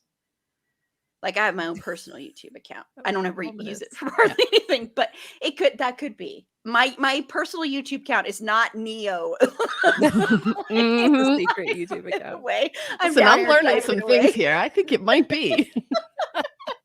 No, it's not. I can promise You you can't that. convince us otherwise. Yes. So I'm trying to figure out. No, I still want Tiff's cookies, so I think it's definitely me. You think it's definitely you? Yep, it's Yeah. me. Yeah, it's Bex. Bex thinks it's her. I think A it's strong me. suspicion. Bex finds out it's not. Oh darn! I thought it was me this whole time. Like, We have had a new person come on after trivia one time. That's true. That person was in Australia. what When we time did is a it there Q&A. now? That is the question. It's like they're way. It's 3 in the morning. no, I think it's like late evening. I Okay. want to say, or no, maybe it is 3 in the morning. I don't know. Anyway, we will figure. You got me. Are you in Australia? You're in Australia? This is what the whole episode is going to turn into, figuring out who this person is. It probably still is Jesse. You're probably right, Carla. I didn't think that. But Aaron, back to the topic at hand. What is the one show you'd want to see return? So I'm going to go with Constantine, because I think it started out on NBC and they did a terrible disservice to it for a variety of reasons. A show like that isn't really great on those mainstream network shows. It didn't get good advertising. I think it was on at a weird time slot. I think it came on after Grimm because they were trying to get that audience, but then it wasn't a very good adaptation just because they're on that network TV show. I know people were really upset that some of the key points of that character weren't displayed on NBC. He couldn't smoke. They completely didn't address his sexuality, which I know a lot of people were upset about. But then whenever he started showing up on the CW shows, on Legends of Tomorrow, and I think he's been in a couple different of the crossover stuff, it's really good. I like what they've done with that character, and I think it would be a really great addition to the CW lineup, along with the Legends of Tomorrow and all those people. I think it's God, it would be so good to just give him his own show. He's on Legends of Tomorrow so much, and I know everyone has become really attached to him. There's so much more you could do with that character in that show, especially CW. I think would be really great network for it. They basically saved Supergirl from being canceled too, right? I mean, that ran for a few seasons after it moved. Yeah, it was on CBS, which was also like a terrible network for that. I don't know why you would do that. Yeah. And they did so much more on the CW that they weren't allowed to do on CBS. Well, though I will say though with CW has many issues with. Yeah. allowing CW is not their show- without yeah, their problems as representation. well. We don't need to elaborate. CW is not without their problems, but I think more than But they're a genre channel at this point. Yes, Right. that's true. Yeah, they are. That's true. They know their niche at this point and lean into it for sure. But I feel Yeah. like they could pick that up easily right now, with Matt Ryan already being on so many episodes. I think it'd be great. Wasn't there talk of doing like a crossover with some show with that show? Well, all those shows do crossovers pretty much constantly all the time. Oh, well, yeah. So Yeah, who that's knows? true. Because he's been on several episodes, and several episodes specifically just about him. I think, kind of to give people resolution from whenever this show ended, and it's been really great. The storyline that they gave him, I really enjoyed on Legends of Tomorrow. Yeah, and Neo said that Constantine was suffocated by the network. So Yeah, it was bad. I mean, it wasn't as bad as the movie. The movie is dead to me, but on NBC it wasn't great. yeah, the movie starring Stop. Are you teasing me? No. I'm just saying the movie. The movie Keanu Reeves is my Sorry, least Keanu favorite Reeves. person. Are you serious? No, I can't do it. I can't. Neo is probably not gonna like you, but you don't like really. No, I'm not a fan. Really not a fan. Whoa! I'm sorry, I can't. Whoa! Talk about a hot take. Nope. Wow! I do have it on the list to do a whole month dedicated to Keanu know. Reeves. By the way, But Finn, can we talk about Finn? No. always. Privilege is revoked. I'm gonna distract you with Finn shininess. That's how you distract me from now on. Look, it's Finn. Like instead of squirrel. Mal said, I think it's interesting to think about SPN starting out on the same network as Reba. Well, you see which one lasted out of that. So I think CW went in the right direction. WB went in the right direction, I guess. But it's funny that you mentioned Supernatural, because I think, isn't it like pretty well known that Supernatural was actually, like, the idea came from the Hellblazer comics, which is Constantine, because there's like been big fights on the internet about how Supernatural is just a knockoff of Constantine, and everyone's like, well, yeah, they've It's said not that before. just but Right. it is, yeah. But- I mean, Castiel's outfit is just Right. the blue version. Right. Yeah. So Mal wants to hear more from you, Bex, about Keanu. What? So many secrets revealed today, and eventually the What is secret of happening? Neo's I don't identity. even know Eventually, all of us are going to be muted. This is what's Oh. happening. It's just we're all going to be muted, and Aaron's going to be talking about Keanu by yourself. I'll be talking about Keanu Reeves and Finn Whitrock. There's They some should be in a fanfic movie for together. you. There, yes, let's do that. Yes. Kripke's out here saying he was inspired by, like all kinds of stuff, like On the Road and stuff like that. Yeah. Well, I mean, everything is inspired by other things. That's just Oh, yeah. that's how good fiction works. There's nothing original. There's no really original ideas. Honestly, that's why, there's like, now I can't remember it from film school, but and even before that, there are actually like 5 central ideas, and every story, every movie, every show you see falls into that. Your secret is that you're Keanu. I mean, it makes sense. Neo and the red pill and the blue pill. That's why I mean, was like, Neo is not going to like this That's revelation. good. That's a good Oh, point. Keanu Yes. is watching us. Oh, thank you, Keanu. Welcome, Keanu. wow, you got to get an interview with him. I know, Keanu. Come on, I'm open to interviewing you. Email the show. DMs are open. Yeah, my DMs are open. That sounds really bad, but anyway. Oh, you're in trouble now. My but I- DMs are wide open for you.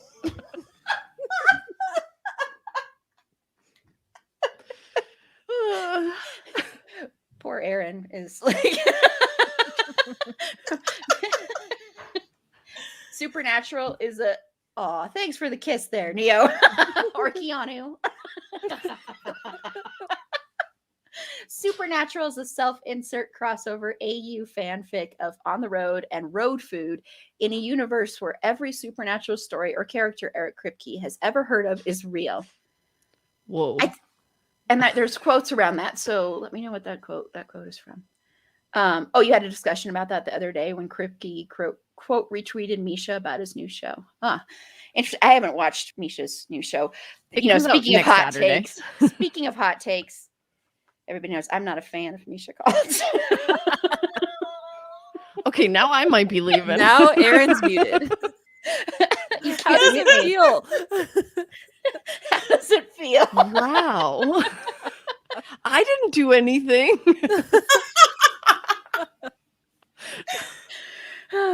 Okay, I'll make sure sorry. fans are Tiff. muted from now on. Yeah.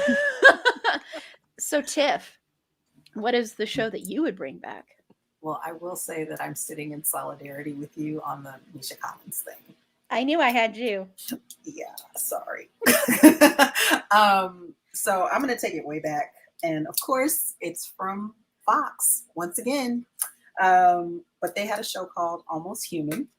And that was with Carl Urban and Michael Ealy, where Carl Urban is this really gruff, like hard knock detective, and it's set in the future. And Michael Ealy is a droid, but like not like an I Am Legend type of thing. Sorry, not I Am Legend, iRobot type of droid, but like a very human-like droid, like something that you would have seen on Alien. The guy was a droid on that. And it's them trying to, and Carl Urban his detective has a very, very poor relationship with robotics and how the interaction with people go. And so he's partnered up with Michael Ealy, and it's them trying to suss each other out and him trying to respect the fact that an android can be a good detective as well and can provide him with some knowledge that he doesn't have. It was a really good show. And he and Carl Urban and Michael Ealy had really good chemistry together. But Fox, you know how that goes. And I don't think either one of them are doing anything right now. So, hey, somebody pick this up and let's continue the story. That was on my short list too. Aha! You have yes. you have very good taste, Very Aaron A. With the exception of your Keanu hate. I'll replace my Keanu hate with my love for Michael Ealy. How about that? So Mal said they knew they were taking a risk by putting Misha's name in this discussion. Well, honestly, a lot of times I hide my Misha feelings because so many people love Misha that are in my panelists, my roster. But I've revealed it before, so Bex is never returning to the show. I can already tell. I mean, secrets are being revealed, as Neo said. Yes. Like the I just fact want to that say that I have a new guess for who Neo might be. And I think it might be my friend Deanne White, who wrote the book Neo Chronicles Nexus. Oh, that's who it is. Which is available now on Amazon. It's very good, by the way, just in case. But that's my new guess. It's right there, Neo Chronicles. I agree. I think you're right. Have we figured out your identity? I think you're right. And I do want to say, if that is true, I honestly, and I'm putting this on, so I hope it's okay that I'm putting it live. I was going to contact you and see if you would want to come on the podcast, honestly, to do an interview about, if you want to. So I'm putting it out. If this is really you. If this is really you. I mean, regardless of who you are, whether you're Keanu or whether you're the author of this book, you don't care anymore. Yep. Well, dang, I think it is. Yep. Good job, Carla. Thank you. Woo, we figured it out. All those detective shows pay off. Yes. Binging all of that crime stuff throughout the pandemic has really sharpened my skills here. You figured it out. Dang. Well, welcome. Thank you for watching, and thank you for being such a big supporter of mine. That's all that Definitely really not of Carla, just of Aaron. That's really how Carla figured it out. Awesome. But I do mean that. I do really seriously mean that. Is on my list of stuff. So yeah. I'll DM you later if you're interested. I don't mean to put you on the spot. You were gonna ride that out all the way. But Carla figured you out. Way to go, Carla. Carla gets a high five, and I'm twirling my evil mustache. And maybe I will let her continue to be on the show. Just for my investigative skills. Yes. Just because then you can investigate any other time we have someone who doesn't reveal themselves. Okay, awesome. I'll be in touch with you. Awesome. Okay. So mine, I have to answer this question. So mine usually would be, and I'm not bringing up my so-called life that much in this because we're doing a whole episode. That's our next episode, is all about my so-called life. So I was like, probably won't bring this up in here.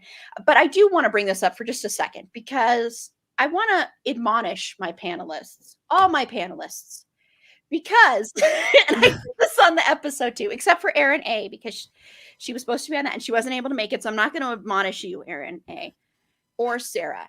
Finally. But finally. But I want to say, it really is disappointing to me that with my roster of panelists who usually have good taste for the most part, that this was not an episode that was filled to the brim with people wanting to talk about the best teen show that ever existed, ever. It shocked me. So there we go. Admonishing you. Well, it was on my list, but I figured it was going to be on everyone's list like Firefly, right? So, and there's still one more question left, right?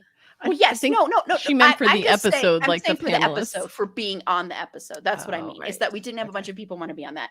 Oh, and I'm just gonna keep calling you Neo because I love calling you Neo. Loved My So-Called Life. See, this is why you Mel's are my never favorite seen person. it. Oh You my need to go watch. It's goodness. really easy to watch. Same, it's on Mel. Hulu Same. right now. It's probably like Bex, before go Mel watch was it. born, but I know, I'm ashamed because it definitely was one of those shows that was out at a time when I would have been watching, like, I was the right age for it and everything, but It's such I a good didn't show. watch it because I didn't like Jared Padaletto. And hey, Jared Jared Padaletto. Padaletto. But Jared Padaletto. so close. I just created a new entity and I'm correct on Fan either art. count. We need some So- fan art. Oh God, no. Listen though, am I wrong? Am I That was wrong in that prediction that they were both not worth the time to look at? I think it was correct. That was good on my part. And I hate Jared Leto too, but I can't hate Jordan Catalano. But I hate Jared Leto. I do. And we talked To be fair, no one That's hated amazing. no one hated Jared Leto in like 1995 though. That's true. Because most people didn't know better, but I did. I could see it. Something Looks wrong like with he that guy. doesn't. He looks like he doesn't bathe. Yes, thank you. That's- He's a stereotypical one who doesn't like wash his legs. Oh yeah, no, he doesn't Oh, just. no, he doesn't. no, he no, doesn't no, just no, not no. wash the legs. Nothing is washed. Nothing gets washed. Nothing I is agree. washed. I'm tip sure to that's toe. I'm sure that's very true. And you know what? Speaking of Jared Leto, we're doing movie reviews now, and we had a poll that we did seeing what our next movie review would be. And it's going to be House of Gucci. Is that what won? Oh my goodness. Yes. And I have to say, I'm afraid of this for several reasons. Number one, Jared Leto. Number two, I have to admit, I'm not a big Al Pacino fan, but that's nothing, and I've already talked about how I'm kind of like ho-hum on, what's his name? Adam Driver. Thank you, Adam. That's how Great. ho-hum I am. But I love Lady Gaga and I love Jeremy Irons. The other reason I'm afraid of this is there was one critic who did not like this movie and said it and was attacked. I mean, attacked in disgusting ways by Lady Gaga fans. And so I'm really worried that if we don't like this movie, we are going to get lambasted. So I'm really regretting putting this on a poll, but that's what we're going to review. So Into the breach you go, Aaron. I know. I know I have people that will support me, but yeah. Oh, can I just say, I just saw what Mouse said. Yeah, I was I just gonna saw ask the about year it that. was released in terms of My So-Called Life, and I have a legitimate excuse for not seeing it. Okay, what a way to make me feel old. Thanks, Right? I know. Thanks, That's why I was Mel. like, I saw Thank it, and I was like, am I going to bring this up or I'm going to ignore it?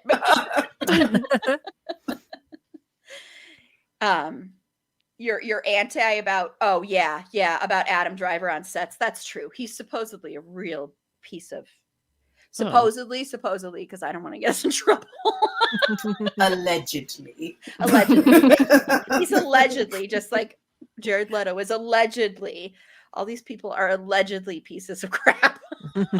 Well, Miss Viola Davis said that Jared Leto was absolutely a piece of Sugar Honey Iced Tea. So I'm going to go with what Miss Viola Davis said and say, Jared Leto, you are a piece of Sugar Honey Iced Tea.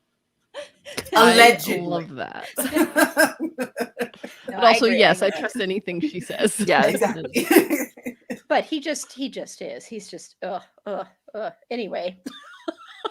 So that'll be a fun movie review segment. We'll get attacked by all sides of I every. feel like none of us can ever say anything bad about Lady Gaga. So if anything, she's got to be the best part of that movie, right? I know, and that was the thing, is this guy had a little tiny tweet about his thoughts on the movie, and he didn't even mention her. And people were and they were searching his They're tweets extreme. Those and people are seeing and extreme. that's why we've got to do. I mean, we already sort of did earlier this year, but we've got to do another episode about toxicity in fandom, because they also were like, they're like, oh, well, you're a Madonna fan, so of course, and you like Kristen Stewart's performance in Spencer, so that's why. And I'm like, what does that have to do with anything? Yeah. But it's a critic. That's his I job. feel like, but I also feel like a lot of the times the mega toxic fans are, a lot of them are from music fandoms, and I don't know why that is, but like there just seems to be a lot of vitriol from music fans when you say if anything even remotely negative about their person or their group, and it's like, okay, well, just find hobbies, because this is just an opinion. Yeah. No, I agree. Oh, so Mal was saying they were very triggered about the reports about Adam Driver that came out. Yeah, I'm really sorry about that, because it kind of doesn't surprise me about him. I don't know, but that's because I just never really liked him. But yeah, I agree. I think, I know that happens with like Taylor Swift a lot too. The fans of Taylor Swift can sometimes be that way. And really, it's any fandom has those, except for, I don't think, the Mindy Project, but I think pretty much any fandom has those toxic sides. I mean, we all know Supernatural has like tons of toxicity in it. Every direction. So Mal said, yes, music fandoms. I think it is because it is mostly focused on real life and not perceptions of a show or movie. Yeah, that's an interesting take on it. Yeah, because I love Lady Gaga. I want to preface that for any of the monsters that come after me, because that's what her fans are called. I'm not saying that because they're monsters. I'm saying that's because self-proclaimed. Any of the monsters under the bed that come after me. So I'm just putting that out there. I love her. I mean, people can attest to how much when A Star Is Born was out. This was before I had a podcast. If I had a podcast when A Star Is Born was out, talk about how I would be talking about something all the time. That would be. But yeah. So anyway, I'm dreading that. But I never really gave my answer to this question. What were we talking That about? was just a little tangent. I know. What's the subject again? I know. So what would be the one show that I'd want to see return? I'm going to say Pitch. This is very hard to answer because there are quite a few, but I would say Pitch because we deserved more seasons of it. Is just the plain reason that I want it back. It was such a good show. I love baseball, love baseball. It's the only sport I get into. And I just thought it was a really well done show. Mark Paul Gosselaar is just, oh my gosh.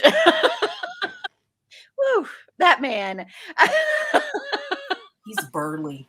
I just love He it. is burly and He's a very burly with a beard like a lumberjack. Yes. I want to see him chopping some wood. Are you gonna chain him to your bed too? Because I feel like that's a crowded spot right now. It is. That's why I'm getting a California. It's a COVID outbreak possibility now. It's just overcrowded. My poor California king. I'm gonna have to get whatever that was that Angela mentioned on our last one, like an Alaskan bed or something. Just get a few California kings and push them together. Yes. Yeah. Pitch was legit. I had no interest in the sport or nothing, but that show had me hooked. Yeah, it was so good.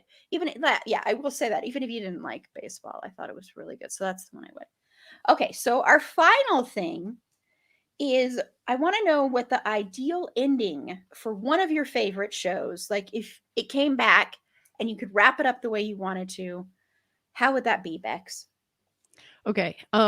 Just real quick before I answer that, this is Rilakuma. Aww. You have to love him. And this is Korilakuma.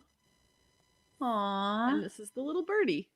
So, like, I mean, come on, they're so cute. Go watch it. cute. That's my convince cute. people to go watch it thing. All right, I went with Everything Sucks. I don't know if you It's saw on that, my but list.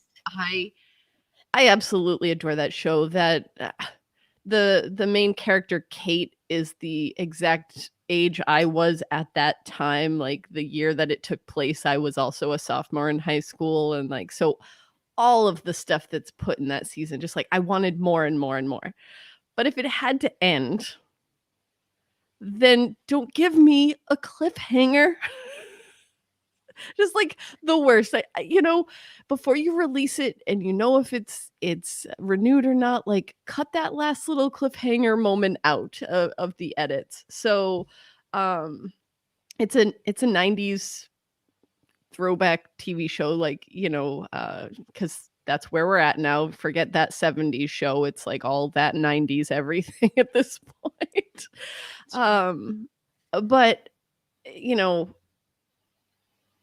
I think two things I would have wanted from that show for it to end. I would have wanted to see Kate be able to come out to her dad. Mhm. I don't even care if it was like wider known or anything, but I really love the father-daughter relationship that the two of them had. And even that moment where she pierced her nose with a safety pin by herself and he was like freaking out at first, but then he's like, you know what? Like, really, what is the big deal? Like, it really showed that he was thinking about thinking about her on other levels than just like I'm the father and this is how it's got to be, right? So I really love their relationship, and I would have liked to see how that turned out if she had been able to come out to him. The other thing was, again, just to like get rid of the cliffhanger, but honestly, even if it had been continued, I didn't need this. I did not need Luke's father coming back into the picture. Like the spoilers. Um, the final moment is him ringing the doorbell when like all Luke and his mom and Kate and her dad are all having like a pizza dinner together, and you think, oh yay, happy family, blah blah blah. And then he comes and rings the doorbell and it's like, great, he's going to screw everything up, right? It's going to be this like, oh, will they get back together? Will, and if he had to come back, like, fine, bring him back for an episode or two and then send him packing. Like, just, we don't need him. Even if he's grown up, I just, no, like, keep him out of the story. I wanted to see more with, with the two parents, with what their names, Ken and Sherry. Like I wanted to see their relationship. But yeah, if it had to end at one season and I could wrap it up cleanly, it'd be get rid of Luke's father and and have Kate come out to her dad. So yeah, and the music in that Oh, show, I know, is man. everything, Yes. everything. Yes. Yes. Like any 90s nostalgia music, it's there. Yeah. I love it. Yeah. I liked that show. That was on my list of shows to I possibly was so mention. sad when it got canceled. I was just like, no, this show is for me. They made this show for me. Yeah, I liked that show a lot too. I agree. And I know it had a passionate fan base too. Like they still are trying to get it revived. Oh. So yeah. Yes, Mark Paul Gosselaar was on Good Morning Miss Bliss, which turned into Saved by the Bell. Yeah. Okay. And Carla, what's your ideal ending? I had a hard time thinking of one because I feel like for the most part, I would have wanted to get to know more about the trajectory or the intended trajectory for the characters and for the story, so that I could figure out like what I would want to see. But the only one that I've given any thought to really over an extended period of time, and for which there was a movie made that was supposed to wrap things up, is Firefly. And that one, if anything, I would want it to wrap up differently. I would pretend that the movie never happened for a very significant reason over which I'm still not, recovered. But just to give certain characters ways that they could not end up like they did.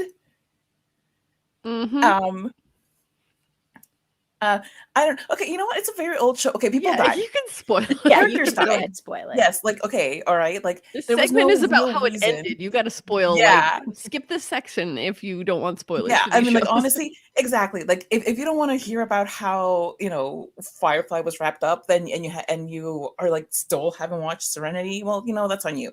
I haven't, and So I'm fine with Wash. you spoiling it. So Okay, yeah, because like you also are like that show, but Wash dies for no good reason other than that the actor Alan Tudyk didn't want to come back. He didn't want to sign on for more potential movies simply because it was like, I don't know what my schedule's going to look like, which fair. And Joss Whedon decided, okay, then we're killing off your character. Instead of being like, oh, like we can write you out in some way, and then if you're available, we can write you back in. No, he's just like, bye-bye.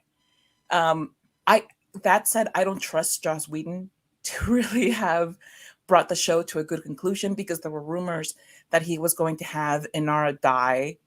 Like she was terminally ill, and that it's your major woman character, and you're having her die off in this pious way, and all so you can satisfy um, your like, whatever. It's just Joss Whedon, and it's creepy, and I don't like him. So I wouldn't trust him to bring a good conclusion about. My version of how things would wrap up, though, would be that first of all, Mal Reynolds stops calling her a whore, because that was just absolutely never okay, especially because she kept telling him not to. Would be to see Zoe and Wash perhaps go off somewhere on their own, because they deserve that. I mean, Zoe was there for Mal no matter what, but Wash wanted something more for the two of them, which I think is perfectly like makes sense. But just for them to have like more agency over their own lives, for Inar to get over Mal, because honestly she could do better. For Kaylee, if she wants to stay on, she could be the captain. I mean, honestly, she was amazing. For Jane to like fly out of an airlock and like get yeeted into a fiery planet because he was useless and I couldn't stand him. The only thing he was he had good a cool for was hat. the Jamestown episode. You know what? Keep the hat. Somebody can wear it in his honor. That is fine by me. The man himself can go. For us to find out all of the secrets about Shepherd Book, because he was an intriguing character and there wasn't enough revealed about him to where we're satisfied as to why is he so mysterious. And then for Simon and River, like they had such a beautiful relationship as brother and sister, and I would have been curious to see to find out like all of these secrets that River holds in her mind, and also for Simon to just get a chance to just be, because he gets like the ultimate oldest sibling problem, which is ending up kind of sacrificing all of your life for your younger sibling, which plays out in so many other shows too. I mean, like Supernatural definitely is one of them. But just so he could have his own life too. I feel like I'm leaving somebody out, but I'll leave it at that. It's fine. Well, and Neo wants this fanfic. I'll leave it to you to write it though, because you're a good writer. I'm a hack in comparison. I was gonna say you're a good writer too, Carla. Oh, thank you. Mal says, I think I actually prefer cliffhanger endings, open-ended at least. At least then the fans can make their own ending without being told they are quote unquote wrong. That's a good point. Yeah, Yeah, no, I love that. I've for me, like I like open-ended things when they're meant to be open-ended. Right. Yeah. That's what I was going to say. Like Watchmen is perfect, but everything sucks. There's so many movies. There are so many movies too that do it so well, where it's left open-ended. So many shows where you're kind of like, people complain about The Sopranos ending, and mind you, I've never watched The Sopranos, but just from what I've read of it, it's like it makes sense. To me, it's like it makes sense for it to end that way. There are so many shows where that kind of ending makes sense, but But I think that there are other shows where it makes more sense to wrap it up, especially sitcoms. Like sitcoms, like there's really Mhm. no good reason to not wrap a sitcom up. Sci-fi stuff, definitely, if you leave it open-ended, there's nothing glaringly awful about that, because sci-fi by its nature has so many things where you could possibly go like, oh, what if this happened? Yeah. But Mhm. you know, like although if they had left How I Met Your Mother at a cliffhanger in season 9, that would have been fine too. Yeah, it's like the ending of My So-Called Life was a cliffhanger-y ending, but it wasn't a good cliffhanger ending. Yeah. But that's because it wasn't meant to be. Like you said, Carla, when it's not, yeah. But that is an interesting point, yeah, because you can make up your own stories. And I know with My So-Called Life, there were actually novels made and stuff. And so yeah. So Aaron, Sorry, just one more sorry. thing. Uh-huh. Because I thought of it, like, I think Supernatural would have benefited from a more open-ended I agree. ending. 1000% They agree. tried to put a 19.5. ribbon on it. Yeah, I mean, like they tried to put a ribbon on it, and it backfired because they were trying to satisfy people, and you're not going to satisfy people. It's not going to happen on a 15-year Mhm. show with a very divided fandom. If Yeah. it They had ended left it where Jack open-ended. walked off, Yes, that would have been perfect because that would have been anybody could have perfect. made whatever ending they wanted from that. Exactly. Yeah, it really should have been open. And plus, I think it should have been open-ended because I think that's a show that you could easily bring back as in movie form, like have a film version, which is what I've always wanted anyway. And Yeah. the way they ended it, there's no real logical way they're going to do that. So yeah, I totally agree. So Aaron, what's yours? I don't know. I don't have a very good imagination when it comes to like rewriting the end of shows. I just like accept what is given to me, and this is the show. I know that's like terrible, but um I've been thinking all week about this, trying to think of something for any of these, and I really a lot of the ones I was thinking of have later on been wrapped up for us, like Constantine.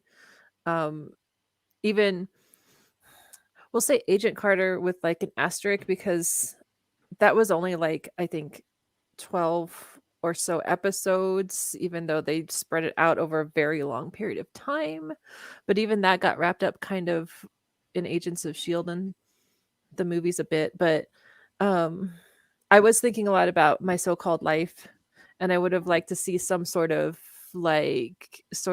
at least just a montage of at the end of everybody's lives kind of down the road. I'm kind of picturing like the way 6 Feet Under ended, how it was just kind of these little clips of how everybody's lives turned out. Because I really think if there was a reboot, that would be a really fantastic reboot of them as adults and what they're doing. Because I can really picture like Angela and Rayanne and Ricky still being best friends and being successful and doing some sort of social justice like law firm or something like that, of how they were these angsty nerdy little kids and now they're big and successful, and I think that'd be great. And we could show Jordan being a total jerk and getting caught up in something and going to jail for the rest of his life. Or recast. He can be recast with someone. No, I don't think so. He's like always gonna be a scumbag. Like he's dumb as a rock, but somehow he gets involved with like these, like I picture like this Wolf of Wall Street situation where he's so stupid and he's the fall guy for these guys and he goes to prison or something. Like I could see that because he thinks he's so cool and then he's just the patsy for them. But I think that would be really great just to see how they were 10 or 15 or 20 years later, because that's how everybody felt in high school, I think. And, now we're all grown-ups and it'd be great to see them as grown-ups.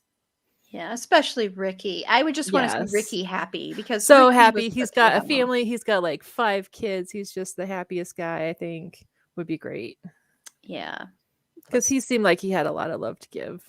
Yeah, and Wilson Cruz is amazing. Yes. Oh my Fergie gosh. agrees with me. Thank you, Fergie. Finally, some agreement from that house. Hey, most things, with the exception of your Keanu. slander. No,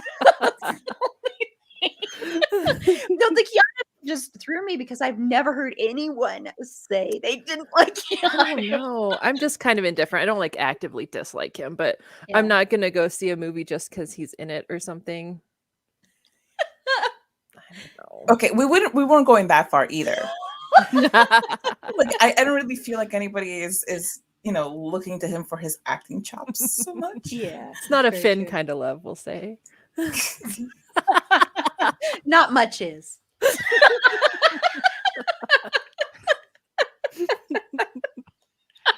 It's very true. So, Tiff, do you have one? So I'll go back to Forever. And so it ends, sorry, anybody that I'm spoiling this, but the show is like 7 years old. So it ends with Alana de la Garza's character, whose name is Joe. It ends with her finding Henry's picture and it's obviously from like the 1940s, him with his wife who passed away, and with his son, of course, who is now older than him in many ways, looks physically older than him. And his name is Abe, and he says, and she holds out and she's like, "Do you want to tell me something?" And he says, and his son Abe says, "Tell her." And he's like, "It's a long story." And then it cuts out. Oh my God. So the entire summer, I was like, okay, it's coming back. It's coming back. It's coming back. And of course, Always Be Canceling said, no, it's not coming back. It's done. And I'm like, oh my goodness, you're going to make me just think up my own thing. So in my mind, they sit down, they have a very frank conversation about how he is immortal. If anybody that doesn't know, he was shot in the chest on a slave ship, trying to release enslaved people and start basically like a revolution on the ship.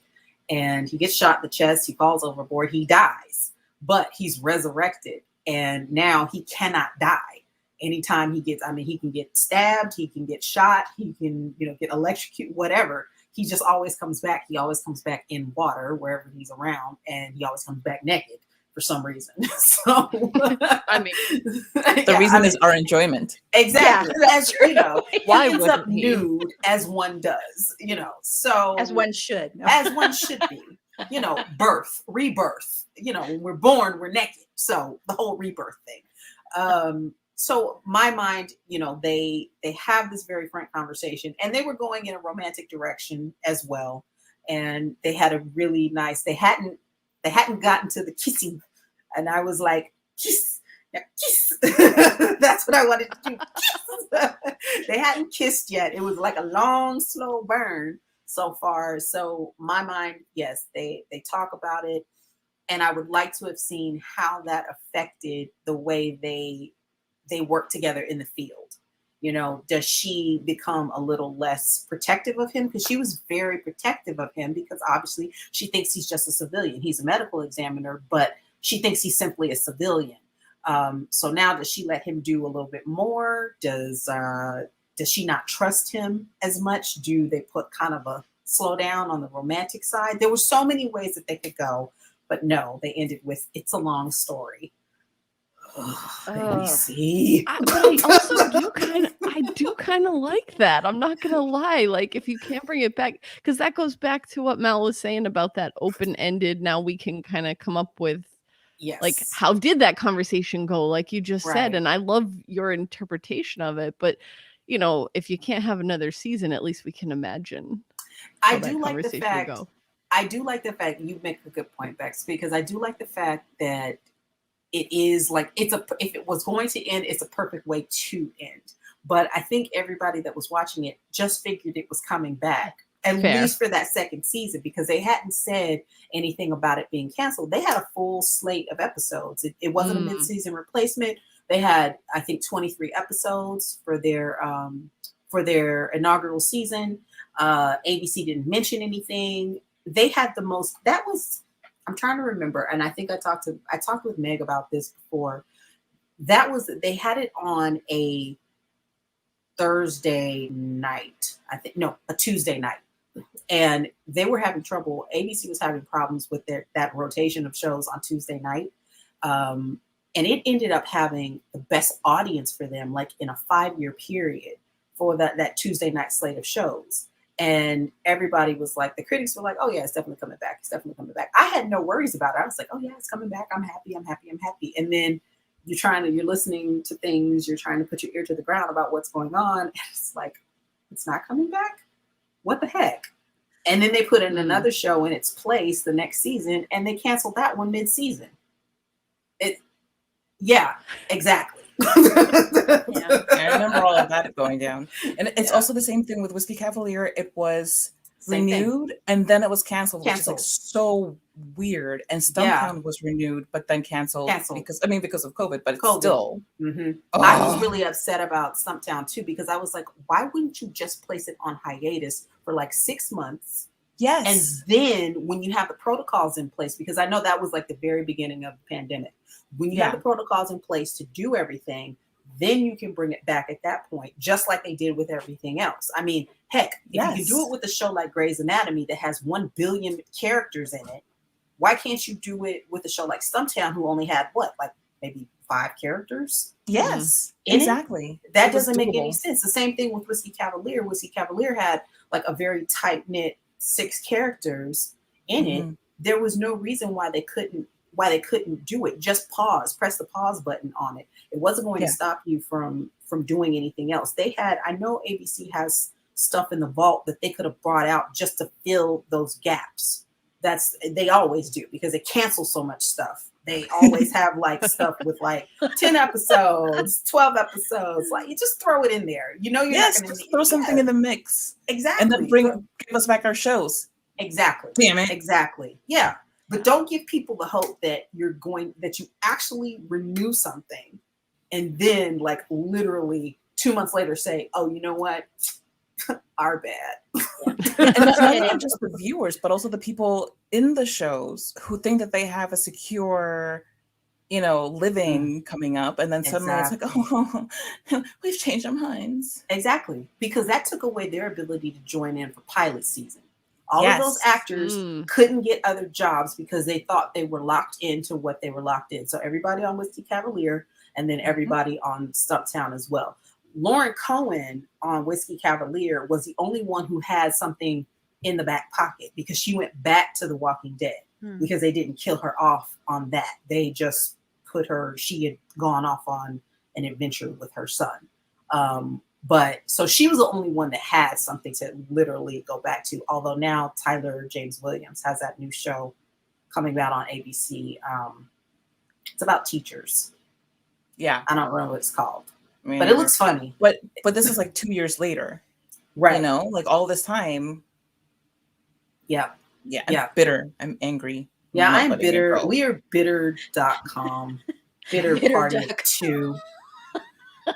Darn it. It's me at ABC throwing punches. Exactly. Well, no, I know you two. I know Aaron and Carla, and I know Meg. You followed my occasionally, like every year or so, I start doing my my threads of shows that got canceled because I watch something and then I get mad all over again. So I always do a thread of shows that were canceled like after 1 season or 2 seasons, and they are always the majority. Like 98% of them are ABC and Fox. 98% are ABC. They're the worst. They are the worst. They are really the worst, and it's a ton of them. I'll have to find the thread and I'll tag you two on there, and so please see it. I'll tag Bex too so you can see it, because I always do this like every year.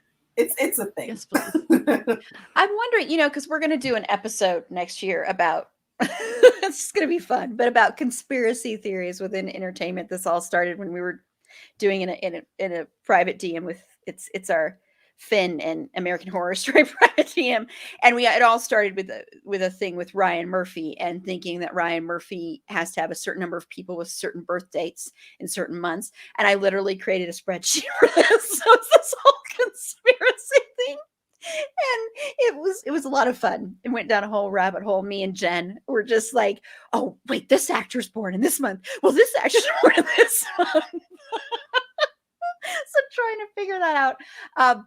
But I'm wondering if we can add that in, doing like a conspiracy to see what it is about ABC and Fox. Like if there's some kind of crossover there, or some people that are maybe, I don't know, in the same kind of universe, or talk to each other, or even if there's like some connection within the shows that are canceled in any way, like even if it's like, I don't know, like the same kind of subject matter, some same kind of actor, something like that. I'll create a whole spreadsheet for that. Fandom base is mostly women. That probably is probably the number common one. denominator there, honestly. But yeah, Mhm. yeah. You got the red tape and everything. Yes. Yes. So maybe we'll have to add that to our episode that we do next year about that. That'll be just a fun little episode. Okay, well, I know I'm the one who put this question on here, but I honestly was like, I don't have any clue how to answer this question, even though I'm the one who put it on here on the outline. Because a lot of these shows that ended, like, I was like, well, Freaks and Geeks, I'd like to see them come back and delve deeper, but Freaks and Geeks actually wrapped up beautifully, even though I think that show deserved more seasons. Mhm. I mean, it'd be nice if it came back and James Franco was gone, but because I don't like James Franco either. He's in jail with Jordan Catalano. His character is actually pretty similar to Jordan Catalano's character. And I'm not going to talk about my so-called life one because we already discussed it on the episode that's coming out on Friday. So I don't want to get into that one because that's honestly the most heartbreaking cancellation of any cancellation ever, ever, ever. I remember so vividly when that was canceled and how heartbroken I was because it was like I was finally seeing teenagers that were like me at the time when it came out and like my friends, and especially with Ricky, because that was groundbreaking to have an openly gay teenager on a network television show. Wasn't ever done. And of course that was on ABC too. So, I mean, I just love Tips always be canceling. Like, I was like, oh, wow, I get it. Okay. I got there, but took me a minute. I'm sorry. yeah.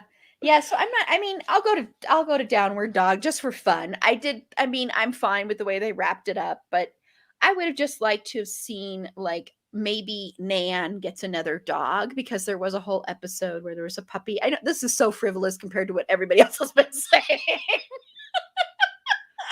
No, it's legit. We'll give it to you. Thank you. They get another little dog, and Nan gets a dog that moves in, and seeing kind of the hijinks there. I know this makes this show sound even sillier than it is, but it's really not a silly show. It's actually a pretty deep show.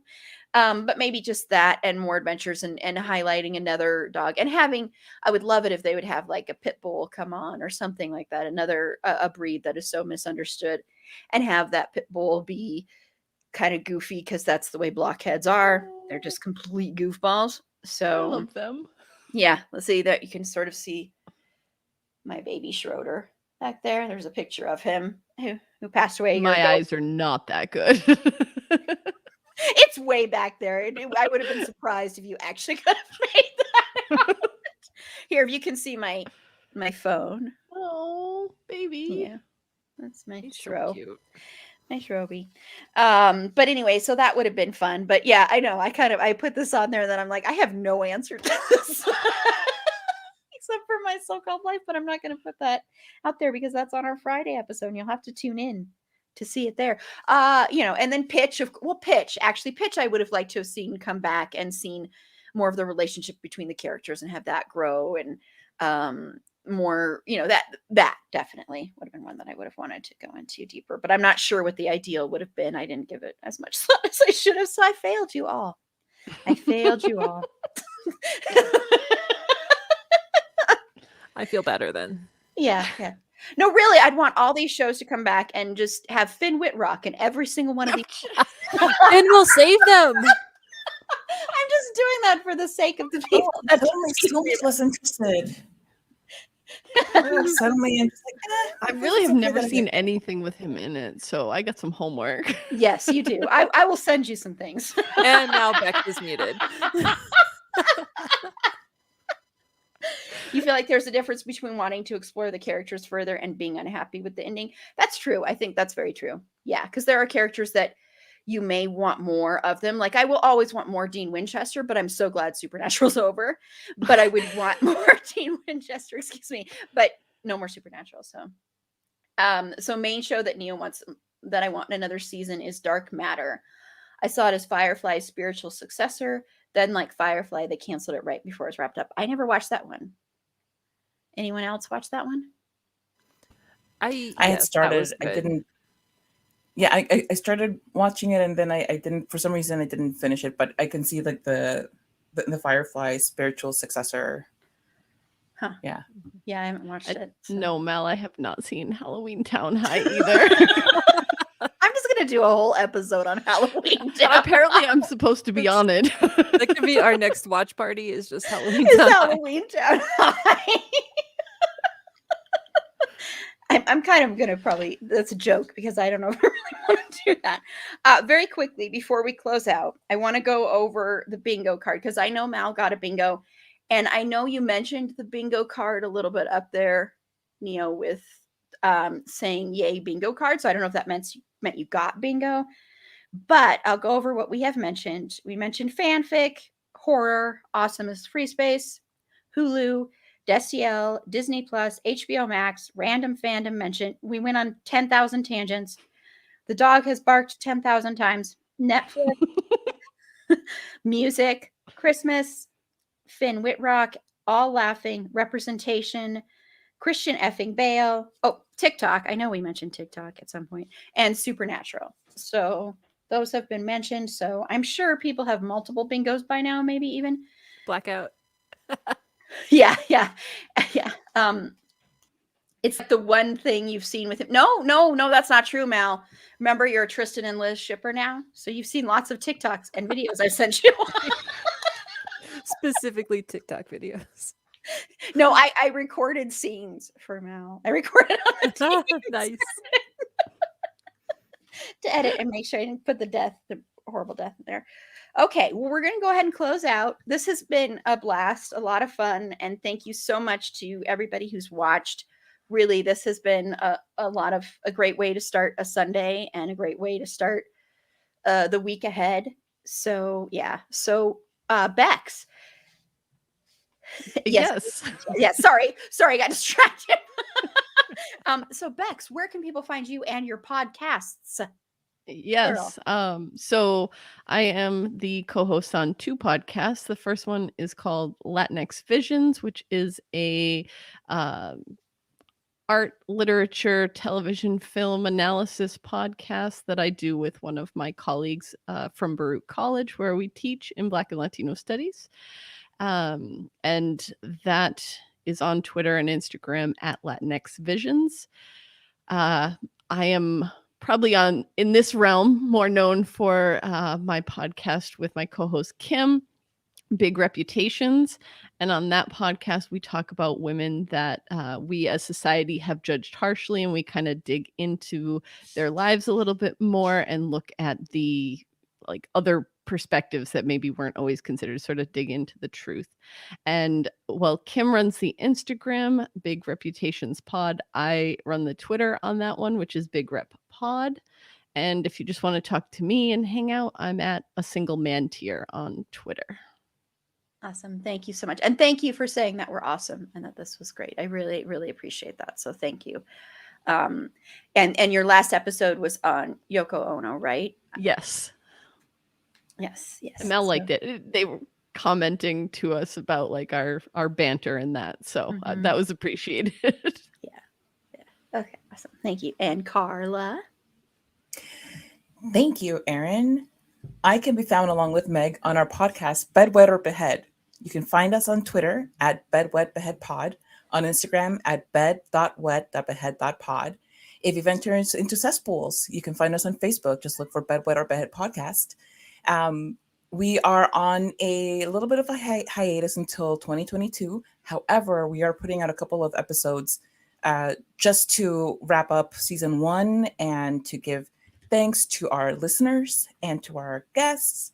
There will be polls going up about things that you might want to see in these wrap-up episodes. So just look for those coming up, including which of your favorite intro songs you might want to have featured in these. So keep an eye out on our socials for that. Awesome. And look for the episode in 2022 about Finn Whitrock's characters. I'm not letting you talk, so that's highly unlikely. Oh, okay, I can't unmute you because you muted yourself before I was able to mute you. And so, Erin, where can they find you? I am on Instagram and Twitter at Geek and Sew. That's what I do. I geek and I sew things. Awesome. Thank you so much. And Erin is helping design. We're going to have a new logo we're going to premiere in the new year. And of course, like I said, we're going to have all those It's a Blank Thing merchandise coming soon. So that'll be fun with lots of different geeky fandom stuff. And please, if you have other ideas too, we are open to other ones, I think. I want to speak on behalf of Erin, but I believe we have a list of I think it's 15 or something like that. I can't remember. It's a good size list. Yeah, it's a good size list, but we're always open to adding more stuff. And Tiff? You can find me mostly on the Twitters at Who Is Tiff Is Me. That's once again at Who Is Tiff Is Me. Come and join me as I shout into the ether about anything, everything, but mostly things that I'm watching. Awesome. Thank you. And this is Erin. You can follow me on Twitter at eAprilBeauty. The E and the A and the B are capitalized. Be sure to like the show on Facebook at facebook.com/itsafandom-thing-pod. On Twitter at fandomthingpod. No, it's in that one. On Instagram at itsafandom-thing-pod. On TikTok at itsafandom-thing-pod. We were doing really well on our TikToks, and now we've kind of aren't doing as well on our TikToks, and I don't know why. I didn't change. Nothing. TikTok is a fickle beast. I was wondering if we were blocked somehow and people weren't seeing. TikTok is confusing. I have friends that do a lot of TikTok videos, and it just will all of a sudden stop showing your videos to people for no apparent reason. Yeah, I think that's what happened because none of our recent ones, even if they're the same tags we've used for other ones or same, I don't understand TikTok. I'm trying so hard. I had a meeting with somebody the other day trying to tell me how to use TikTok for the podcast, and I'm still okay, I think I get it, but I don't know. But anyway, go follow us there, and maybe if you keep viewing them, maybe we'll show up again in people's feeds, please. So we can use that more. And then if you have any suggestions, feedback, comments, if you want to be a potential guest on the show, feel free to reach out to us at itsafandom-thing-pod@gmail.com. And on our next episode, we are going to be talking about the wonderful show, My So-Called Life, just me and Sarah, because as I said before, shame.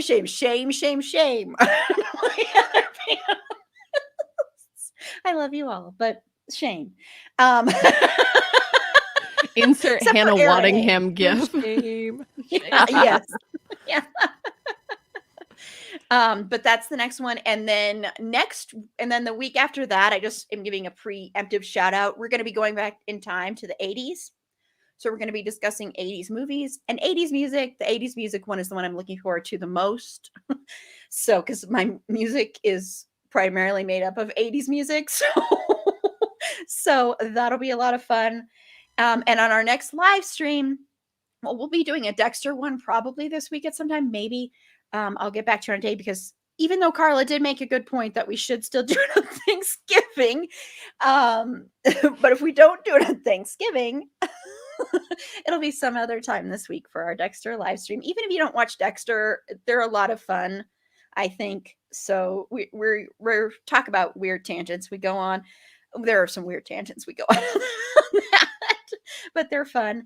But our next live stream, that's not going to be a podcast episode, so you have to tune in live, is my birthday celebration thing. And I am not going to be teased on this episode.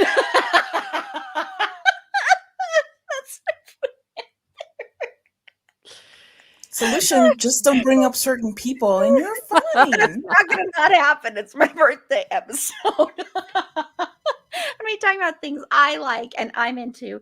There's a special birthday bingo card. It has on there literally 4 times Aaron cries. So so yes, hooray birthdays. Yep, and I'm a Sagittarius, so I'm the most intellectual of all. I have the 5 signs. siblings who are Sagittarius. Really? 5. Oh, I am so sorry, Bex. I Wow. mean, this sounds wonderful.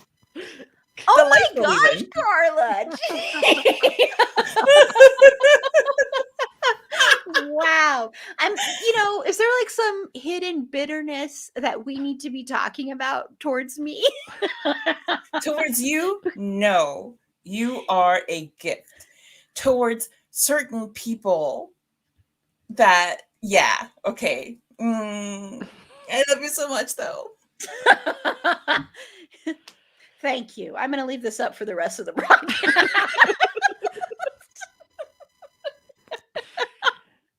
Which we're almost done anyway, but it's going to be up there until I finish. Look, she's already going to interview you, Neo. Like, just... Carla's been replaced.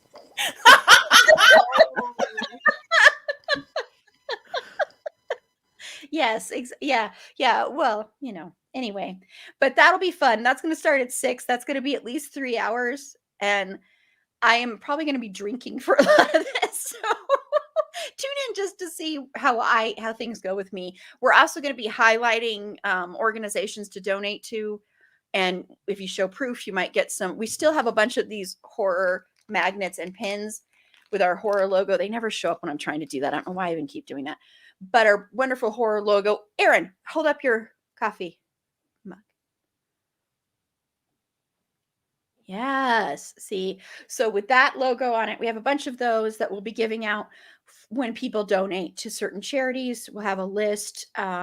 If anybody has organizations that you think we should include on that, please feel free to reach out to us. So that would be great. Okay. And then, did you have a good first live stream, Tiff? I had a great time. This was so much fun. I can't wait to come back. Yes, they are. I love the live streams. So thank you so much for joining us for those. And yes, it's nice to see Bex. It's nice to see Aaron A. It's nice to see Tiff. I love you, an Carla. abridged comment.